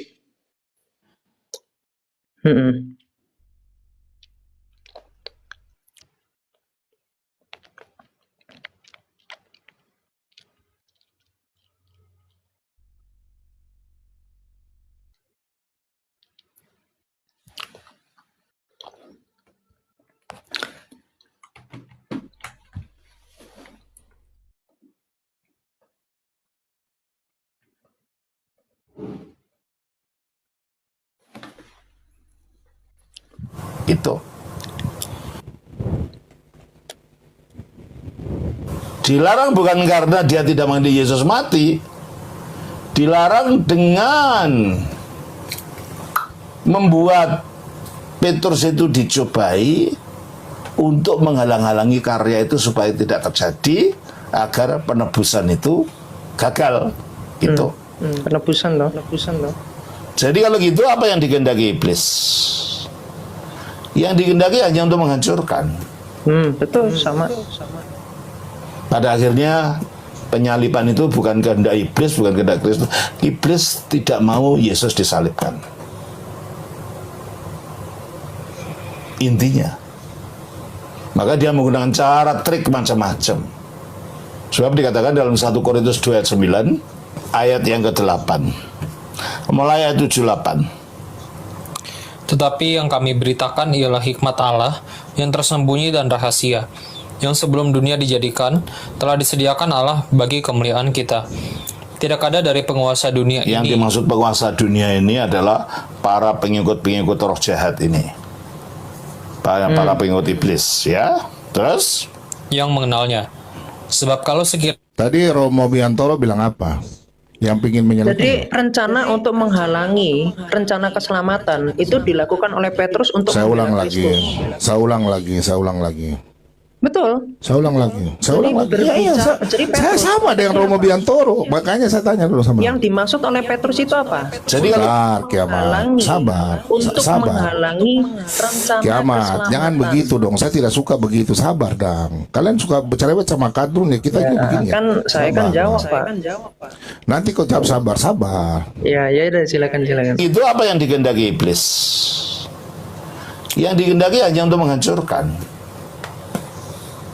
Jadi iblis kehendaki kehancurkan. Menghancurkan, Oke? betul. Oke. Dengar. Jadi, Pak, Kiamat, tadi saya dengar menjelaskan dulu. tentang dua rencana. Iya, dengar dulu. Gimana sih Pak? Bapak udah Ya dengar paham? dulu deh. Aduh, kalian Ngomong kenapa sih gimana? anak-anak muda sekarang Ya, ini? silakan nanti kalau Ya, Bapak udah dengar, beres ya bilang dengar sudah, dulu. gitu. Ya, dengar dulu. Pada akhirnya penyaliban itu bukan kehendak iblis, bukan kehendak Kristus. Penyaliban bukan kehendak iblis. Penyaliban bukan kehendak iblis. Bukan kehendak Yesus. Saya ulang. Itu apa yang dikehendaki iblis? Yang dikehendaki hanya untuk menghancurkan. Pada akhirnya penyaliban itu bukan kehendak iblis, bukan kehendak Kristus. Iblis tidak mau Yesus disalibkan. Iblis tidak mau Yesus disalibkan. Ini Romo Biantoro loh dari Ortodok. Sudah. Sudah kiamat, silakan. Oke. Itu ada dua hal yang perlu dipahami distingsi dari penjelasan dari Episkop Daniel ya. Jadi ketika dikatakan di dalam, ini saya nikan ya. Di dalam apa hubungan dari Matius 26 ayat 4 dengan Matius 16 ayat 23? Tadi udah dijelaskan oleh Episkop bahwa apa? Maunya iblis itu untuk menyakiti Kristus. Jadi jelas di dalam Matius 26 ayat 4, di situ rencana untuk menangkap Yesus, untuk menyalibkan Kristus, itu adalah rencana dari iblis. Tetapi kalau kita lihat di dalam Matius 16 ayat 23, dikatakan Kristus, maka Yesus berpaling dan berkata kepada Petrus, enyahlah iblis, engkau suatu batu sandungan bagiku, sebab engkau bukan memikirkan apa yang dipikirkan Allah. Apa yang dipikirkan Allah? Yaitu rencana keselamatan. Jadi, di sisi lain, Petrus berpikir untuk dia itu membela Kristus dari ancaman orang-orang yang akan menangkap dia. Tetapi Petrus tidak paham tentang rencana keselamatan. Karena di sini ada dua hal. Antara Petrus nggak memahami tentang rencana Allah, tetapi dia mau menghalangi tentang penyaliban itu. Dan di sisi lain penyaliban itu untuk menyakiti Kristus, rencananya itu adalah rencana dari siapa? Dari iblis. Tetapi rencana Allah melalui penyaliban itu adalah rencana keselamatan. Kiamat, udah dah. Ketika dibilang, dengarkan dulu Pak. Sebentar, kiamat, sebentar, udah. Saya nggak, nanti kau jelaskan di forum saja, udah. Begini kiamat, Ini kan maksud Bapak saya. diskusi sama saya. Saya kasih Iya, penjelasan. tapi sebentar, jangan panjang-panjang. Saya dari tadi ngomong pendek-pendek loh, sedikit-sedikit loh. Enggak, dengar. Saya tadi ngomong pendek-pendek. Saya cuma mau tanya aja. Kok Bapak mau? Iya, udah nanti habis itu. Sebentar, saya mau tanya dulu. Bapak ini tadi Menurutmu, bilang kiamat jangan motong. Oke, saya nggak motong. Saya baru jelasin. ya tapi tentang- panjang loh. Sebentar. Ini. Gimana Ini loh. Pak Bom ini? Satu, saya setuju dengan Romo. Romo berarti saya nggak baku calling ya. Menurutmu tadi Romo Biantoro dari Ortodok mengatakan penyaliban yang kita bahas tentangnya di sini. Penyaliban ini bukan rencana iblis, bukan rencana Yesus. Kamu setuju nggak dengan itu? Setuju. Dalam penjelasan apa? Ya sudah, selesai. Satunya. Udah, nggak usah debat lagi. Udah, nggak usah debat. Jangan Jangan untuk apa mau didebatkan lagi? Udah, selesai. jangan dipintir. Mau Loh. Ya, kau yang bilang kok saya pelintir. dengarkan dulu. Saya jelaskan. Loh. Nanti kau jelaskan di rumus saya. Sudah selesai. Bapak potong. Ini Loh. Bapak potong penjelasan Loh, saya. itu intinya loh. Loh, Kamu saya setuju jelaskan, kan? no. Sebentar. Jangan keras-keras suara, kiamat. Bicara tentang Kiamat, apa yang- jangan keras-keras suara, kiamat. Kiamat. Apa yang dimaksud? Sebentar, kiamat. Sebentar, kiamat. Jangan, kiamat, sebentar. Maksud. Sabar. Kan Anda menunggangi. Jangan Anda loh. Sudah, sebentar dulu. Kiamat gini. Jangan panas, hati santai. Saya enggak panas, Pak. Iya sabar, jangan cerewet. Sekalian kenapa anak muda suka cerewet? Ya sudahlah, kalian hebat. Sabar dulu. Dengar pertanyaan saya, kiamat. Dengar pertanyaan. Baik-baik. Aduh, ini Untuk menyalibkan Kristus. Itu rencana sebentar, siapa? kiamat. Sebentar, kiamat. Jawab Ini dulu, deh. Pak. Biar Bapak. Ya, sebentar dulu. Jelas nih. Sudah, sebentar dulu. Saja sebutkan. Rencana menyalibkan Kristus, rencana siapa? Rencana salib Untuk atau menyalibkan Kristus. menyalibkan? Dengar, ini ada dua ya. Kalau rencana penyaliban jelas dari Allah Bapa. Oke? Eksekutor ini mereka melakukan penyaliban itu atas izin Tuhan. Ayub 1 ayat 12. Tapi untuk rencana penyaliban ini Yesus akan mati dalam keadaan kematiannya. Dia akan tersalib, itu rencana Bapa Allah. Dia akan tergantung. Bukan dia mati dipotong, didorong dilempar batu. Karena dia akan mati dalam keadaan tergantung. Pahami ya bahasa saya ya. Dia akan mati dalam keadaan tergantung. bukan dia mati dalam keadaan dilempar batu itu. Jadi pertanyaan saya sama kalian, kalian setuju nggak? Sebentar dulu, saya masih ngomong dong. Aduh, Saya tanggapi dulu. Matius 26 ayat 4. Berarti itu rencana siapa? aduh. Pak, dijawab dari tadi loh. Saya tanya. Yo dari tadi ya sabar, kau yang tidak jawab saya kiamat. Kalau keras-keras suara oke lah, silakan keras-keras suara sudah. Kalian ini gimana sih? Jangan. Ya sudah keras suara silakan. Kau ngomong keras-keras suara silakan. Kok Pak Bobom emosi? Bu, kau yang emosi dong. Dari tadi saya diam dong. Gimana sih?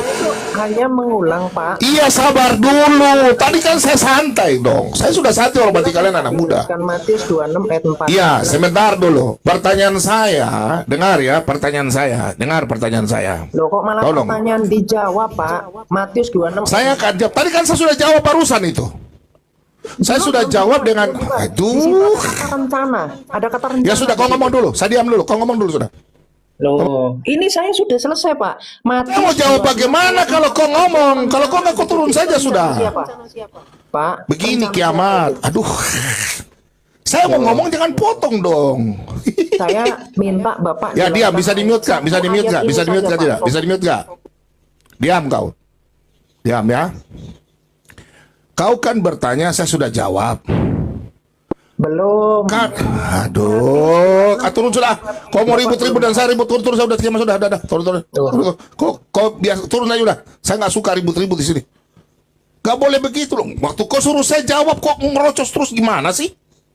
Izinkan saya jawab dulu, jangan kau ngerocos saja terus. Kau sudah dibantah oleh Romo Biantoro. Selesai. Untuk apa lagi kita mau ribut? Romo Biantoro sama dengan saya. Iya toh?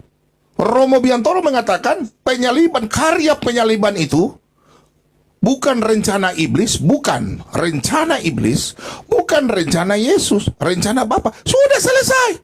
Berarti saya sama dengan Romo. Selesai. Sekarang kau tanya saya Matius 26. Saya sudah jawab tadi, kau potong. Bukan diskusi begitu, bro. Kau mau marah saya, kalian silakan. Saya di sini saya punya ajaran sendiri. Saya yang penting saya sama dengan Romo Ortodoks, saya hormat. Katolik saya hormat. Itu kalau mau protes silakan. Kalian ribut sama Romo Biantoro. Itu Romo Biantoro yang bicara. Saya nggak potong-potong videonya. Saya punya ada satu lengkap di sini videonya. Kan kalian sudah setuju. Jangan kata begini, tetapi begini. Nggak boleh begitu, bro. Saya sama dengan Romo Biantoro. Saya cuma tanya itu, karya penyaliban itu karya siapa? Romo Biantoro jawab, bukan karya iblis, bukan karya anak, itu Yesus Kristus. Sudah jelas. Berarti karya Bapa. Selesai. Oke, silakan Sipi. Jangan ribut-ribut. Ini kan kita ribut, saya nggak suka ribut-ribut. Iya, salam Pak Bom, salam teman-teman semua. Ini terjadi pertanyaan ke Komal saya, dan ketika saya menjawab, mendengar pertanyaannya tentang penyaliban. Penyaliban itu apakah dari pihak Allah atau dari pihak iblis? Dan saya melihat dari sudut pandang. Kita harus berhati-hati di sini. Dengarkan baik-baik. Penyaliban itu, keselamatan itu datang dari Allah, sehingga anaknya harus mati, mencurahkan darahnya. Kita tahu itu. Keselamatan datang daripada Allah. Dan ia mengaruniakan anak yang tunggal, supaya setiap orang yang percaya kepadanya tidak binasa, melainkan beroleh hidup yang kekal. Pandangan Bapa adalah kasih.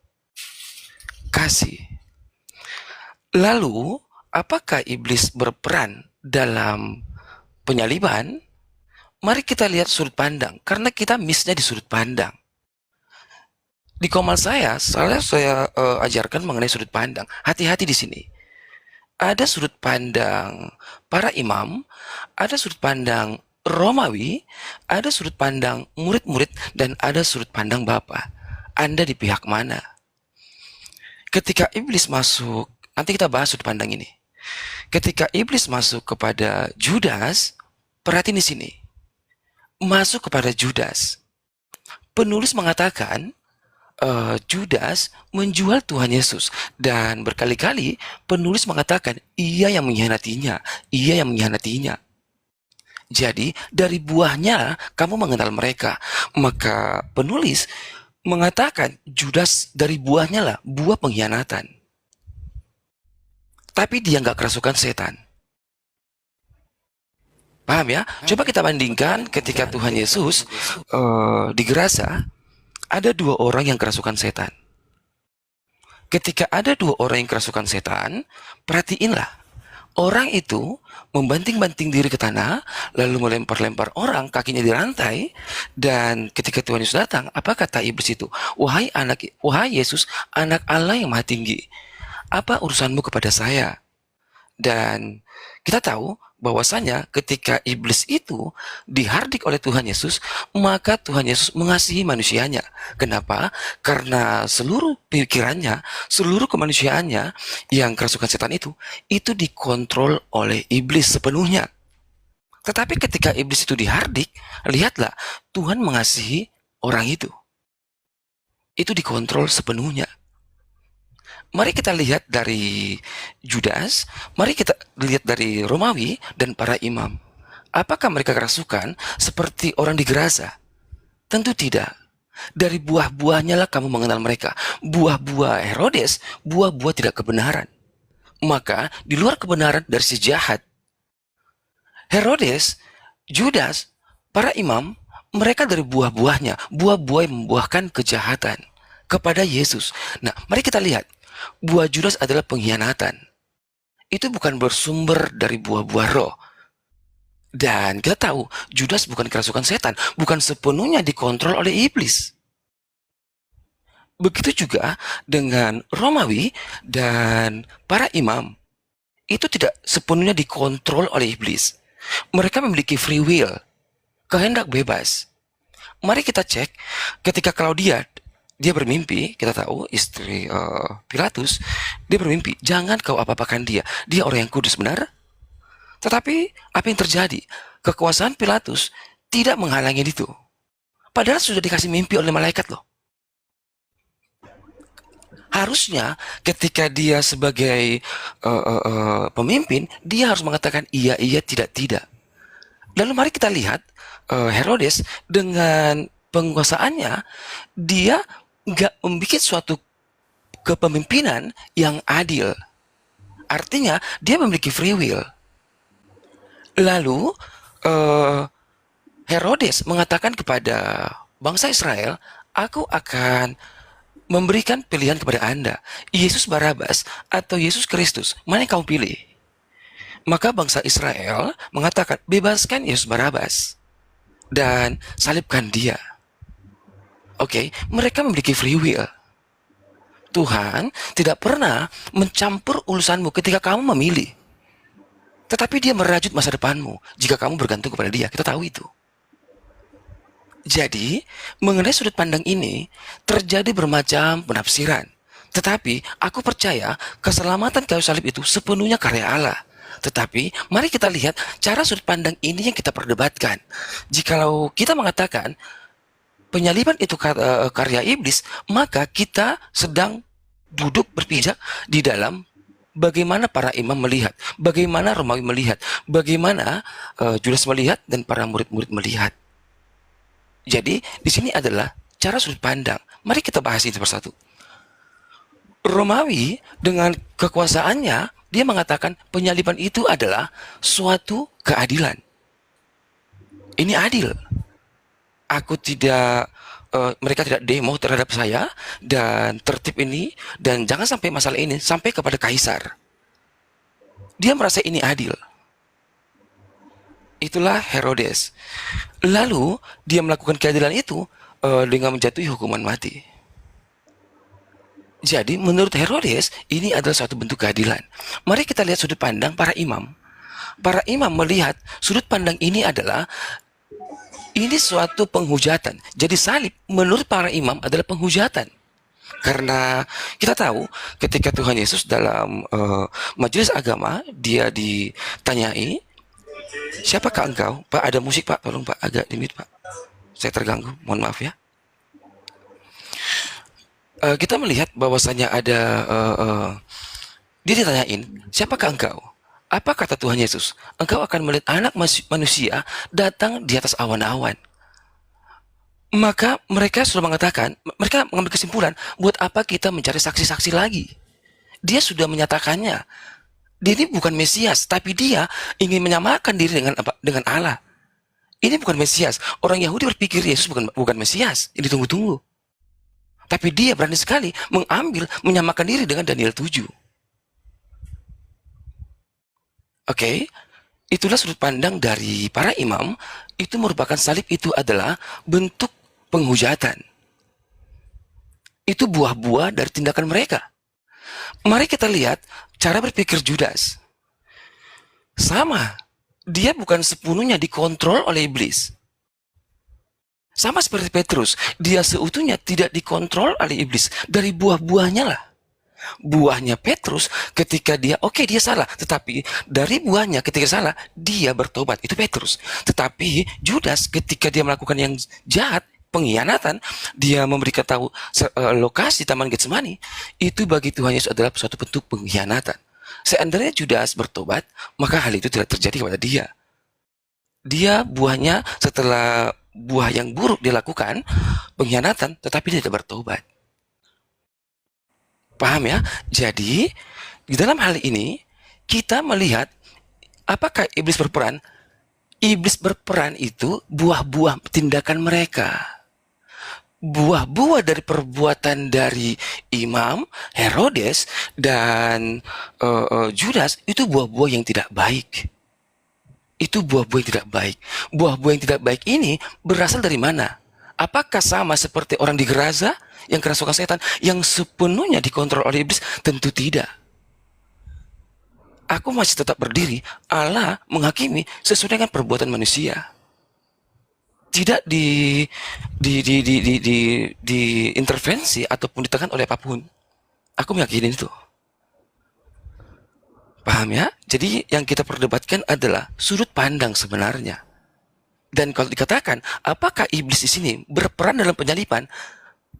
Iblis yang mana ini? Iblis dari sudut pandang Romawi, para imam, Judas, yang mana ini? Karena menurut mereka adalah benar. Tetapi dari buahnya ketidakbenaran, kita tahu itu. Dan kita tahu, dia tidak kesurupan. Berbeda dengan orang Gerasa. Itu sebabnya Tuhan Yesus mengasihi orang yang kesurupan di Gerasa. Tetapi bagi Herodes, kita tahu, Pilatus, ditampar malaikat. Kita tahu itu. Paham ya? Jadi, saya berdiri, penyaliban itu sepenuhnya karya Allah. Mari kita lihat nubuatannya. Ketika Abraham... Tunggu, saya tepuk tangan dulu. Saya tepuk tangan dan saya puas. Iya. Silakan. Ini hanya masalah sudut pandang ya. Ketika Abraham ingin mengorbankan anaknya Ishak, apa kata Ishak? Ayahku, mana korbannya? Semua sudah tersedia, kayu bakarnya. Lalu Abraham mengatakan, Jehovah Jireh, Allah akan menyediakan. Allah akan menyediakan. Dan kita tahu Ishak bukan dikorbankan, tetapi kita lihat ada domba yang jantan yang tanduknya tertambat di semak. Siapa yang menyediakan? Apakah iblis? Bukan. Bapa yang menyediakan. Bapa yang menyediakan, bukan iblis. Di mana lokasinya? Di Gunung Moria, benar Pak Bomom ya? Di Gunung Moria ya? Iya ya. Yang mana? Yang apa? Oh, yang itu kejadian Ishak, Gunung Moria. Gunung Moria. Dan tempat yang sama adalah Bukit Golgata. Tempat Yesus dikorbankan di atas kayu salib. Ini bentuk dari tipologi yang sama. Iblis tidak berkenan atau tidak ada ambil bagian dalam salib itu. Jehovah Jireh, Allah yang menyediakan. Bukan iblis yang menyediakan. Mari kita lihat ketika bangsa Israel ingin mensucikan diri mereka, mereka membawa korban penghapus salah kepada imam. Mari kita belajar Bapak-Bapak Ibu yang terkasih. Yang Bapak lihat bukan hati manusianya. Yang Sidi, Bapak lihat, lu ngomong dulu, permisi, minta maaf. Lu ngomong dulu, gua ke kamar mandi, ya. Lu ngomong dulu. silakan, Oke? silakan Pak. Oke. Oke ya. Mari kita lihat ketika bangsa Israel ingin membersihkan dirinya, mereka membawa korban penghapus salah. Lalu Bapa tidak melihat hati manusia. Apa yang ingin dilihat dari manusia itu? Semua salah. Yang Bapak lihat adalah korbannya. Kalau korbannya ada kutunya, ada kurus katakanlah, ada kudis, Bapak tidak berkenan. Tetapi kalau tambun sehat, Bapak berkenan.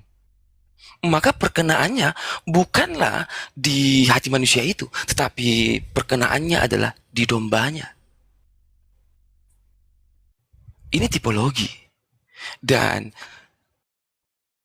bangsa Israel ketika tangannya ditaruh ke atas binatang itu, dosanya masuk kepada binatang itu. Dan binatang itu menjadi najis, kita tahu itu, lalu disembelih. Pembakarannya di 2 tempat.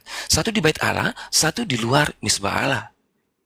Artinya, beginilah nasibmu, beginilah keadaanmu kalau kamu ada dosanya. Dan kita sekarang memiliki anak domba yang tidak bercacat celah, yang Allah sediakan bagi kita, bukan iblis sediakan. Penyaliban itu karyanya, karena di dalam penyaliban itu, semua telah terjadi, karena dahulu adalah bayang-bayang. Wujudnya ialah Kristus. Kedatangan Kristus memang harus mati. Nanti kita belajar lagi. Lalu Bapak Ibu, kalau kita perhatikan pandangan-pandangan dari para imam, Yudas, dan pandangan para imam Yudas Herodes, itu adalah pandangan yang menurut mereka adalah baik. Tapi buah-buahnya yang kita sekarang pembaca sekarang nih, itu tidak baik buah-buah mereka. Dan mereka sepenuhnya tidak terkontrol oleh iblis. Enggak dikontrol oleh iblis. Tidak. Jangan salah di sini. Maka Bapak akan menghakimi Herodes sesuai dengan free will-nya. Bapak akan menghakimi, Yesus akan menghakimi semua yang ada di situ sesuai dengan free will-nya. Tidak ada intervensi dari Bapak ataupun dari iblis. Amin. Allah itu adil. Pak Pendeta, ini intinya apa nih Pak Pendeta? Ya, panjang lebar saya jawabnya. Iya, maksudnya supaya orang-orang yang di bawah nih paham.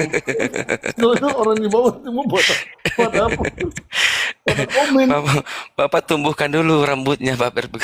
Mohon maaf, canda saya. Ya, apa bukan, tapi ini jelas soalnya yang di bawah pada ketawa semua. Sehingga kan intinya pada Saya sudah mengatakan tadi dari awal bahwasanya seutuhnya itu karya salib adalah karya Allah, karena begitu besar kasih Allah akan dunia ini sehingga ia mengaruniakan anak yang tunggal supaya setiap orang yang percaya kepadanya tidak binasa melainkan beroleh hidup kekal. Ini rencana Allah. Berarti udah jelas ya, itu salib itu karya Allah kan? Iya, dan Judas dan para imam dan para Herodes, mereka itu memang iblis masuk kepada hatinya. Kenapa? Dari buah-buahnya. Tetapi ingat, ketika mereka ada iblis di hati mereka, mereka bukan kerasukan setan seperti orang digerasa.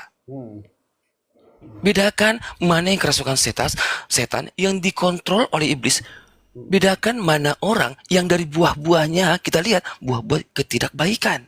Tapi berarti Bapak udah kan tadi kan saya sudah beritahu. Sebenarnya kan mutar sebenarnya, padahal rangkaian daripada semuanya itu sebenarnya bisa disimpul kan Bapak yang merencanakan, ya kan, keselamatan di atas kayu salib, ya kan?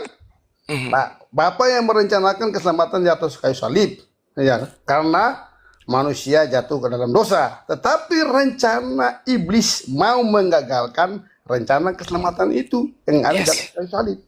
Sebenarnya intinya itu. Jadi kita muter sana, muter sini. Siapapun yang bicara, intinya itu. Ya kan? Itu yang saya bilang. Apapun yang kita ngomong yang ada di sini, akhirnya orang lain menilai bahwa yang kita ini sebagai ahli-ahli Taurat. Jadi ya sebenarnya lanjut, yang Pak? ada di sini nih, yang Kita tepuk tangan dulu untuk anak-anak Tuhan yang mengakui bahwa salib tidak ada turut campur tangan iblis. Haleluya. Oke, ya. Jadi saya tidak mau orang putar-putar. ya, Saya tidak mau tuh perang-perang ayat. Langsung saja. Iblis, ini, begitu kata. Betul gak sih, Pia? Begitu aja ya. Ya, jadi saya menegaskan sedikit lagi, Pak. Sebentar, Pak Tobias ya. Karena di sini harus dimatangkan dulu. Ini aku berkali-kali. Kenapa harus berkali-kali? Supaya kita bisa memaknai. Aku ulangi teman-temannya yang masih ketinggalan, yang baru bergabung, saya ulangin. Sederhana saja. Ada Judas, ada Herodes, ada para imam, ada murid-murid. Herodes melihat salib itu adalah bentuk keadilannya. Oke, bentuk keadilannya. Menurut dia. Bukan menurut Bapa. Menurut dia. Menurut para imam, salib itu adalah suatu penghujatan. Menurut para imam, salib itu adalah penghujatan. Menurut imam. Dan lihatlah, menurut para murid-murid, salib itu adalah kengerian. Mereka semua bubar barisan. Sebentar deh, saya potong kah? Ada namanya Jackson kah dari Katolik? Dari Katolik. Tolong dari abang-abang dari Katolik. Tadi dari Ortodok saya udah putar videonya apa? Dari videonya Bang Rom apa Pastor Rom apa ini ya? Romo ya. Romo, jadi saya udah putar. Sekarang naikkan Jackson. Nama Jackson ada? Nama Jackson di bawah? Atau RK naik? Teman-teman dari Katolik, karena ini sangat hal penting, jadi Romo Biantoro tadi Ortodoks sudah clear ya. Betul ya? Si Pija juga dengar sendiri ya? Betul nggak? Romo Biantoro, betul nggak? Mohon maaf, Sudah Pak, clear ya? Saya tidak mau membawa Nggak, pendapat maksudnya orang. saya tidak bukan dengar. maksudnya saya Lebih sama clear. pendapat mewakili Ortodok toh. Saya sama. Saya cuma intinya aja itu. Ada Katolik kah yang namanya Jackson de Porres? Tolong minta naik Jackson de Porres.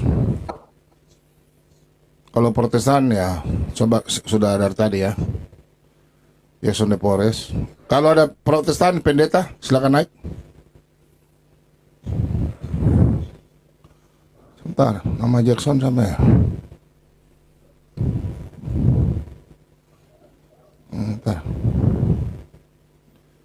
Sebentar ya.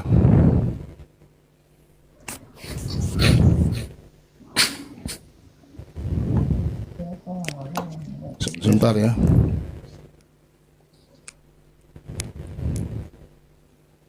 Oke. Selamat pagi QQ. Ya, salve, selamat pagi Pak Bombo dan teman-teman. Salve. Silakan, Pak. Silakan. Iya, saya setuju ya dengan penjelasan Bro Cepe ya. Karena dari apa namanya? Penjelasan tadi itu walaupun panjang tapi nangkep intinya. Memang rencana Allah itu dalam rencana penyaliban itu bukanlah rencana iblis tapi melainkan rencana Allah. Karena kenapa? Karena Allah sendiri mengatakan karena begitu besar kasih Allah akan dunia ini hingga ia mengaruniakan anaknya yang tunggal supaya barang siapa yang percaya akan selamat, gitu kan. Nah, kita juga Katolik sangat setuju dengan itu. Tadi juga Romo Biantoro juga menjelaskan tentang penyaliban itu, dan itu kami setuju orang Katolik juga. Karena kenapa? Bro CP juga udah menjelaskan tentang Abraham mempersembahkan anaknya toh, Ishak. Apakah itu rencana iblis secara logika? Tidak. Itu tentunya rencana Allah. Walaupun anaknya Abraham tidak jadi dia sembelih, tapi Tuhan menggantikan apa? Menggantikan persembahan atau korban korban domba atau yang disediakan Allah, dan itu udah disediakan oleh Allah sendiri. Dan itu sangat masuk akal menurut saya ya. Bukan menurut saya, tapi itu menurut kita semua juga. Itu sangat masuk akal bahwasanya persembahan atau pengorbanan itu Allah yang merencanakan, bukan iblis. Itu sudah sangat jelas itu. Saya setuju dengan Bro CP itu. Gitu sih Pak Bom. Soalnya saya juga dari roomnya Romo Cafe membahas tentang ini. Romo Cafe juga mengatakan bahwasanya orang yang mengatakan penyaliban adalah rencana iblis itu tidak sesuai dengan kitab suci. Gitu. Karena Romo Cafe juga sendiri sangat mendukung bahwasanya rencana penyaliban itu dari Allah Bapa itu sendiri. Itu sangat ditekan keras sama Romo Cafe. Jangan sekali-sekali mengatakan bahwasanya penyaliban itu rencana iblis. Karena percuma dong kita itu ditebus kalau itu rencana iblis, berarti iblis berjasa dong atas penebusan kita. Nah gitu Pak Bom. Oke. Saya yang di bawah dulu, sebentar ya. Ada teman dari Katolik yang mau naik lagi dulu, atau Ortodok, atau mungkin dari Protestan, mungkin pendeta kah? Ayo bisa naik, yang sekolah teologi ya, silakan. Saya intinya, saya nggak usah ribut-ribut. Saya sudah jelaskan dari awal tuh ayat Alkitab, ya. Jadi saya intinya, saya sudah jelaskan dari kemarin sampai tadi. Kalian tafsir ayatnya sendiri. Saya sudah kasih letter let, tapi kalian tidak mau ikuti. Kalian tafsir lagi. Terus saya tanya masalah tadi, kalian tidak jawab, bantah saya dengan ayat Alkitab, ya. Seperti sesuai kitab suci ya, QQ ya. Kalian ikuti saya dari tadi kan? Tidak ada di sini yang hebat, tapi saya dari tadi berbicara firman Tuhan. Mau terima, tidak terima, terserah kalian. Yang penting saya sudah tunjukkan data. Ya, saya tunjukkan data dari tadi. Kalian jawab saya, ya sudah apa adanya, ya sudah. Saya nggak mau ribut sama kalian. Masing-masing saja cari jiwa, tapi bagi saya ini adalah sangat fatal kalau Anda mengatakan karya iblis. Minta maaf ya. Kalau Anda mengatakan bahwa ini karya iblis, saya berbeda dengan kalian. Bentar ya. Saya kasih naik dulu ya.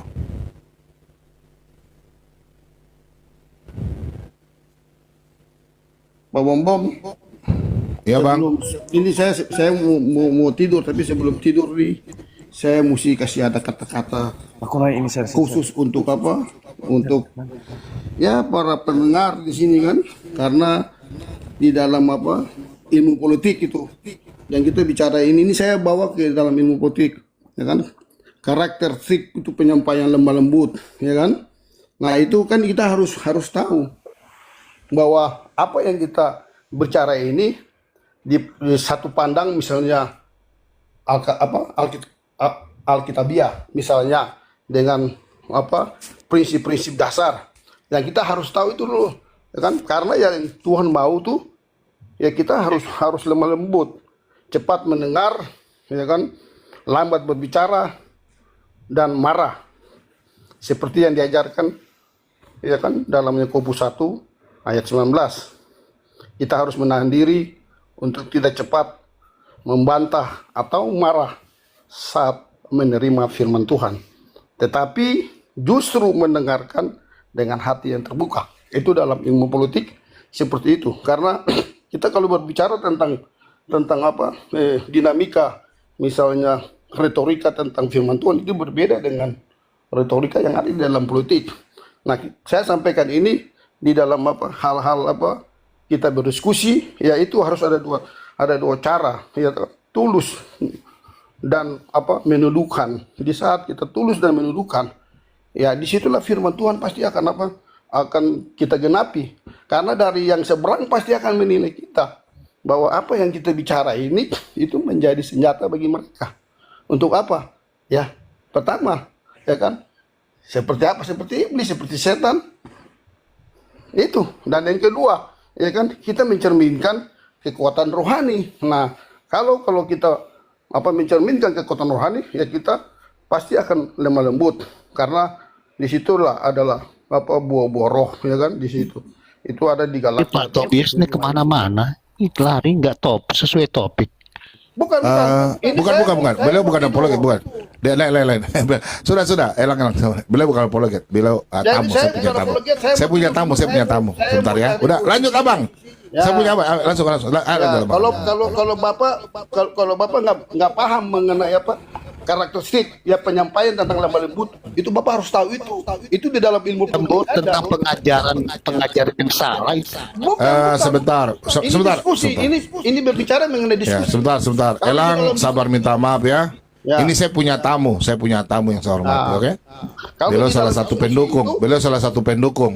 Ya. Beliau dari gereja karismatik gereja kami ya. Nah, Oke? kalau di dalam diskusi itu ya kita harus punya karakter. Nah, karakter penyampaian itu kan harus lemah lembut, harus menerima. Tetapi yang salah ya kita harus kritisi. Tetapi kalau yang benar ya kita harus ikut. Itu cara berdiskusi. Saya orang politik, Pak. Saya bukan orang yang tahu agama, tetapi saya tahu bagaimana berdiskusi yang baik. Tetapi kalau yang ada di sini, kalian berbicara, tetapi tidak mau menerima, kalian sama aja dengan orang Farisi. Sama, nggak ada beda. Kenapa saya bilang nggak ada beda dengan orang Farisi? Karena membantah, akhirnya apa? Nggak ada satu tujuan, satu arah. Satu arah itu dan tujuan itu apa? Untuk mereka yang ada di luar itu melihat. Lah bagaimana mereka mau melihat kita kalau buah-buah kita nggak ada di situ lemah lembut? Apa mereka mau ikut kita? Omong kosong, Pak. Bapak boleh bicara di sini, Bapak boleh pintar. Tetapi kalau untuk misi, Bapak keluar dengan saya, Bapak jauh. Saya sudah 8 negara, Pak. Pak Bom, bentar dulu nih, saya luruskan dulu Pak Bom. Iya, bukan. Jadi Bentar. kalau Bapak mau bicara tentang misi, saya bukan orang, tapi saya orang misi, Pak. Pak Elang, minta maaf saudaraku ya. Ini saya punya room. Pak Tobias ini termasuk saya punya yang saya hormati dari gereja kami ya. Biarkan beliau bicara saja dulu. Ya. Biar sebelumnya Pak Tobias, Pak Bobo minta maaf ya, dan semua ada Kiamat dan semua para apologet Elia Marion. Kita coba di sini diskusi. Boleh kepala panas toh, tapi hati jangan panas ya. Biarkan saja netizen yang menilai. Tidak ada yang hebat, tidak ada. Kita cuma diskusi. Cuma saya mau minta kepastian saja. Biarlah netizen yang menilai ya. Kita di sini saling memaafkan ya. Aku Saya dari izin tadi dulu cuma ya, Pak Umum ya. Oke, Aku mau Sipi. istirahat, Oke. bisa sama ibadah. Oke. Tuhan berkati Pak ya. Salam Oke. teman-teman. Nah, salam. Jadi begitu ya. Jadi saya cuma mau sampaikan bahwa di sini bukan tidak ada kalah menang. Intinya kita sini cuma jalan luruskan saja. Yang penting saya sudah bilang, saya sudah sama dengan Romo. Dari kemarin saya sudah jelaskan. Tidak usah kalian membawain dalam perdebatan. Intinya itu saja. Ya. Intinya itu saja. Saya di sini kan dengan Edis TV, bukan dengan kalian, oke? Karena Edis TV yang mengatakan, bukan kalian yang mengatakan, oke? Saya sudah ampuni dia. Dia mengatakan saya goblok, bodoh, sesat, ya? Itu dia mengatakan saya. Bukan saya urusan dengan kalian, oke? Jadi kalau saya mau berdebat di Edis TV, bukan kalian, oke? Itu saja, oke? Karena saya dibilang, itu enggak bang? Dia bilang saya bodoh, sesat, goblok, ya? Perlu diajar, tidak punya ilmu, tidak punya level. Betul nggak bang? Nah, itu Jadi yang saya minta bilang, maaf kan? ya untuk teman-teman semua, Kiamat, Elia Marion. Kalian kalau tidak cocok dengan saya tidak ada masalah dengan kalian. Ya, saya minta maaf sama kalian ya. Kalian tidak apa sama saya tidak itu. Cuma saya mempertahankan apa saya punya argumen. Kalian boleh argumen kalian, silakan. Biar Tuhan Yesus yang menilai, oke? Saya intinya begitu, oke? Pak Tobias bukan donatur saya, bukan. Beliau adalah satu aliran dengan saya, oke? Dan dia sudah janji bahwa saya akan ke gereja ke Jakarta. Beliau sudah undang saya, oke? Saya satu aliran dengan beliau, ya. Ya, jadi maksudnya di sini Pak Bob, bukan saya- mendukung, bukan. Ya, jadi jangan kalian bilang, ya. Jadi saya ini minta maaf. Maksudnya saya tuh kenapa kan kita kan mau berdiskusi, tetapi kan banyak pendapat-pendapat yang memang bertentangan. Tetapi kita harus menerima itu orang yang berdiskusi dengan baik.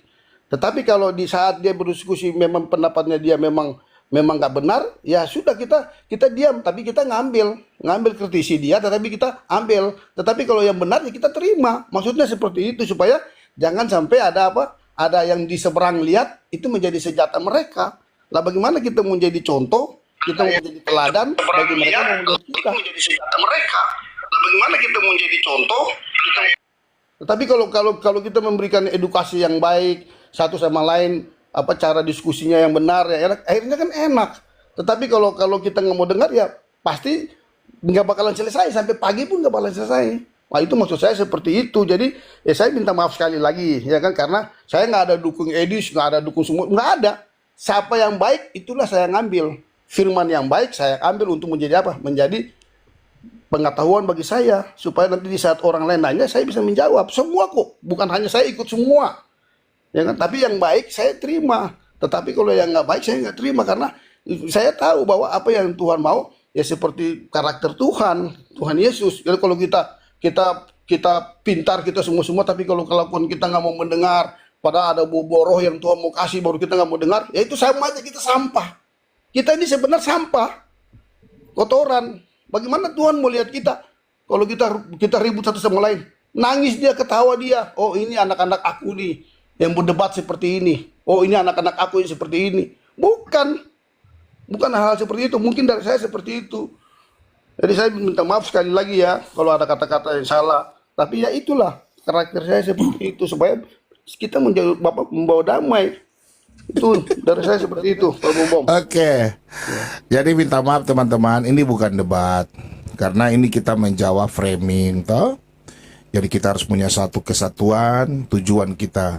Kalau kalian mungkin mau berbeda dengan saya, is okay lah. Dan semua teman-teman, saya di sini bukan membela saya karena saya pintar, tidak. Saya punya komitmen prinsip bahwa saya diselamatkan karena karya penyaliban. Oke? Karena Yesus mati atas kayu salib itu. Jadi saya tetap berpedoman di situ. Tidak ada iblis campur tangan, nggak ada. Bagi saya tidak ada iblis. Oke? Dan saya untuk Edis, meskipun Edis kau tidak berani diskusi dan kau sudah mengatakan saya bla bla bla bla, saya jujur sebagai hamba Tuhan, saya minta maaf sama kalian semua ya. Gara-gara saya, tapi saya ini untuk pelajaran.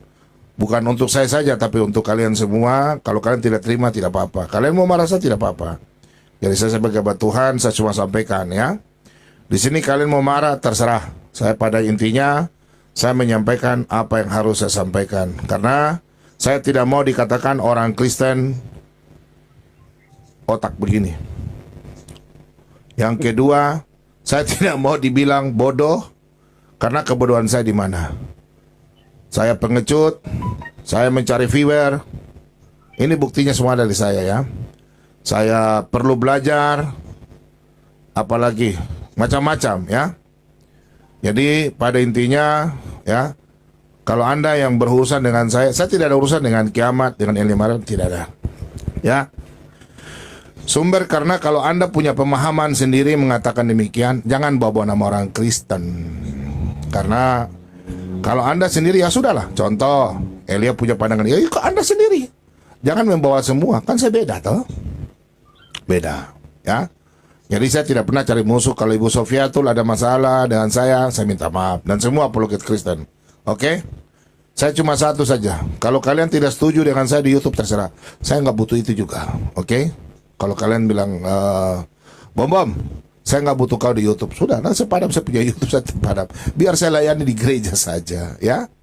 Karena saya orangnya, urusan saya dengan Tuhan, bukan dengan kalian. Oke? Saya di sini begini karena saya tidak mau iman kekristenan saya sudah dicap bahwa keselamatan ada iblis campur tangan. Saya punya prinsip berbeda dengan kalian. Jadi jangan kalian marah saya. Saya punya prinsip, saya punya prinsip. Kalian punya prinsip, kalian punya prinsip. Saya di sini mengajar saya bukan sok-sok pintar. Kalau memang kalian mau debat dengan saya, open kamera, silakan lawan saya. Itu ya. Tapi saya sudah anggap sudahlah. Untuk apa kita ribut masalah iman, sedangkan kita punya tujuan satu. Ya toh? Pak Bomo menanam, kalian menyiram, Tuhan Yesus yang memberikan pertumbuhan. Begitu ya. Jadi jangan ada bahasa, kau punya bahasa Edis, kau tinggal tertawa-tertawa terus di bawah, ya. Kau tinggal tertawa-tertawa saja di bawah, ya. Kemudian kau mengatakan saya pengecut, itu terserah you. Saya nggak ada masalah. Kau mau marah sama saya, terserah Anda. Bagi saya, kita semua satu anak Tuhan Yesus Kristus. Oke?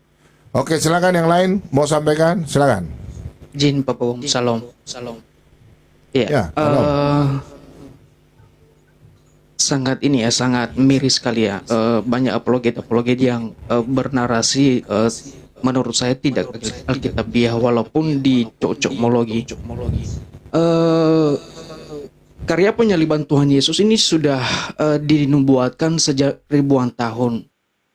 Ya, sudah dinubuatkan sejak ribuan tahun. Kok malah di ujung dikatakan karya iblis? Itu kan sesuatu yang aneh, Pak Bom. Ini sudah dinubuatkan sejak ribuan tahun. Bahkan hari-hari terakhir sebelum penyaliban itu, Yesus sudah tahu dia akan disalibkan. Ketika semalam-malaman dia berdoa, bolak-balik tadi dijelaskan sama Pak Bang CP, semalam-malaman dia berdoa, memohon supaya dia dibebaskan dari cawan ini. Masa sebodoh itu Tuhan Yesus mau berdoa sampai sebegitu husuknya hanya karena rancangan iblis? Ini kan sesuatu yang sangat miris dan sangat miris narasi-narasi apologet. Ini merusak iman orang-orang Kristen zaman now gitu. Jadi menurut saya tidak ada itu rancangan iblis. Tadi sangat jelas disampaikan Bang CP. Justru di sana memang hak kebebasan prerogatif para imam-imam besar itu dan juga Yudas. Ya, mungkin begitu Pak. Terima kasih. Oke, teman-teman Kristen, karena ini banyak teman-teman dari Islam banyak yang menyamar. Ini saya bukan angkat orang Islam dulu ya, kita Kristen dulu ya, internet dulu ya. Oke, silakan yang teman Kristen mau naik, silakan minta up. Salve. Bentar ya. Salve. Salve Pak. Loh. Ya, silakan Pak. Ya, malam semuanya. Di sini saya mau menyampaikan kalau karya penyaliban itu semua itu dari awal sudah rencana Tuhan, sudah rencana Allah. Iblis itu hanya sebagai pelengkap. Ini sebenarnya ini Pak Bom, masalah ini sudah lama ini kami bicarakan dulu tahun 97 kami sudah pernah membahas ini di seminari. Iblis itu tidak berpengaruh di sini. Penyaliban itu hanya sebagai konsekuensi dari Yesus yang berkata bahwa aku adalah anak Allah. Jadi penyaliban itu bukan karya iblis. Supaya teman-teman juga memahami semuanya. Itu aja sih dari saya Pak Momom. Ya, yang kalian yang live ya. Besok salib itu yang live sama saya, kalian ada live ini ya, di live-nya siapa namanya nih, Joylin ya. Boleh lagi. Besok salib itu buang di rumah ya. Mulai malam ini ya. Saya bicara sebentar. Ayo silakan. Ya, salib buang aja. Kalau bagi saya salib itu sakral bagi saya ya. Untuk saya mau berkomentar tadi ke kiamat tadi Pak Bom. Dia kan tadi bawa-bawa dari santo ini. Kita di Katolik ini kan berbicara secara tradisi ya. Di mana tradisi itu kita ada jalan salib gitu di Katolik. Nah di saat dia berbicara karya penyaliban adalah karya iblis, ngapain kita adain jalan salib? Itu secara logika aja loh. Iya, setuju tuh Bang Gama. Iya, makanya tadi si kiamat itu saya pengen naik dari tadi kan gitu Pak Bum. Dia kok terlalu berani dia membawakan itu. Katolik ini kan jelas kita berbicara tradisi gitu. Ya, terima kasih Pak Bum. Iya, saya lihat anak-anak muda sekarang nih mau diskusi tapi begitu sampai itu udah biar saja sudah. Itu sebagai Tuhan Tong biar sudah toh. Biar buat saya. Tidak ya, Pak Bomom, itu tidak boleh Pak Bomom karena ini sangat berpengaruh besar dengan iman kekristenan. Bagi saya biar saja nanti netizen yang menilai. Anak-anak Tuhan kan, saya tahu abang-abang saya dari Katolik ya, kalian adalah yang saya harus belajar ya. Dan jujur firman Tuhan katakan, tanyakanlah pengajaran itu kepada imam. Jadi kalian apologet, kalian bukan imam. Imam itu hanya ada di Katolik ya. Oke, imam hanya ada di Katolik. Itu Hagai 2 ayat yang ke-11 atau 12 dalam buku Alkitab. Tuhan Yesus berkata dalam Matius 10 ayat 24, seorang murid tidak lebih daripada gurunya. Biar kalian belajar kemanapun, kalian harus hormati otoritas dari gereja. Tidak ada gereja Katolik atau gereja pengajaran Protestan mengatakan bahwa pendeta-pendeta bilang penyaliban itu adalah karya iblis. Nggak ada sedikit pun. Oke? Saya cuma sampaikan sama kalian. Saya bukan dibela, enggak. Karena pemahaman saya secara pribadi, secara biblika, dari tadi kalian nonton kan? Saya berbicara tadi ayat Alkitab turun terus biblika dari tadi.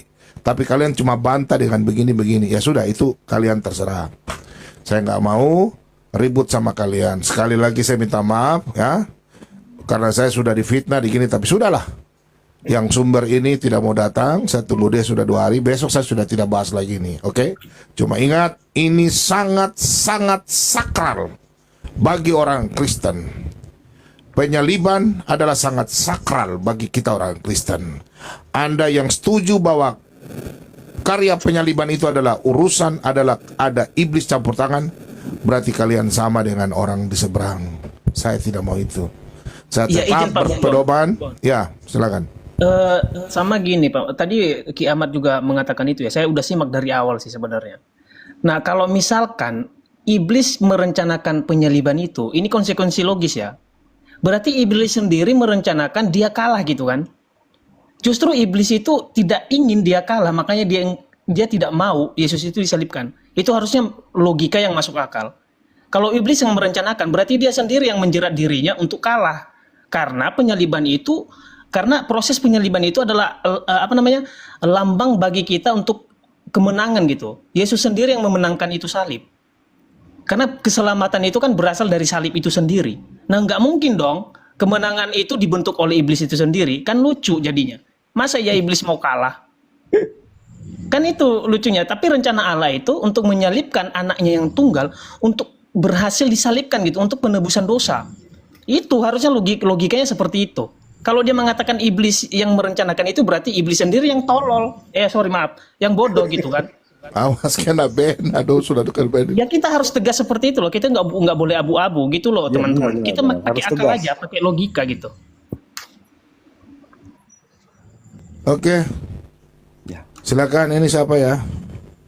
Yang belum ngomong sini siapa ya? Elgan. Venon. Ya, selamat malam Pak Bombong. Ya, malam. Silakan. Mohon maaf ya Pak Bombong ya. Izin. Sekali lagi saya mohon maaf sama Pak Bombong. Pak Bombong adalah laskar Kristen yang pertama ada, termasuk Edis TV, Bang Oki, RK. Sebenarnya saya merasa gimana ya, melihat polemik seperti ini saya sangat resah gitu. Mestinya kalian sebagai garda pertama terdepan, kalian mesti saling melengkapi. Itu aja. Saya mohon sekali lagi, saya mohon maaf sama teman-teman semuanya. Kita sekarang lagi ditertawain oleh RT 6. Mestinya kita semua sadar. Kalian Pak Bombong, RK, Oki, Yuli, dan apoget semuanya mestinya saling mendukung. Mungkin Pak Bombong ngerti lah ya maksud saya ya. Terima kasih Pak Bombong. Ya. Jadi kamu yang marah sama saya biarkan ya. Orang nanti menilai saja ya. Jadi jangan, kalau diskusi dengan Pak Bombom itu terus mutar-mutar, to the point saja ya.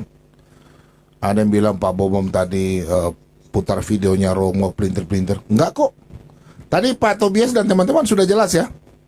Pak Romo Biantoro mengatakan sudah jelas ya. Betul nggak? Saya nggak potong-potong kan? Itu jelas banget itu tadi. Jelas banget kan? Iya. Nah masa mereka bilang saya potong-potong? Enggak kok. Saya mau yang komitmen saja begitu, nggak usah mutar-mutar, balik-balik. Setuju nggak? Oke, kalau nggak setuju ya kita diskusi. Jangan bilang, oh itu begini demikian loh. Kentara sekali Roma mengatakan demikian kok. Sama, Pak Bom, seperti kita di Katolik kan ada tradisi jalan salib. Kalau memang itu karyanya iblis, ngapain kita jalan salib kan? Itu sesuatu yang sangat simpel sebenarnya. Tradisi jalan salib itu kan kami di Lutheran juga kan gitu. Kami di sini ada gitu, Pak. Tradisi jalan salib. Kami jalan salib kami. Ayo, oke. Udah itu saja Pak Bom, saya izin turun Pak ya. Ya, makasih ya. Ya, sama-sama Pak. Pak Bom, saya besok ke gereja pagi. Oke, Abang, makasih ya. Ya, selamat malam semua. Ya, izin juga Pak Malam, Bom, malam. ya. Izin ya, Ya, sudah. salve semua salve. Salve.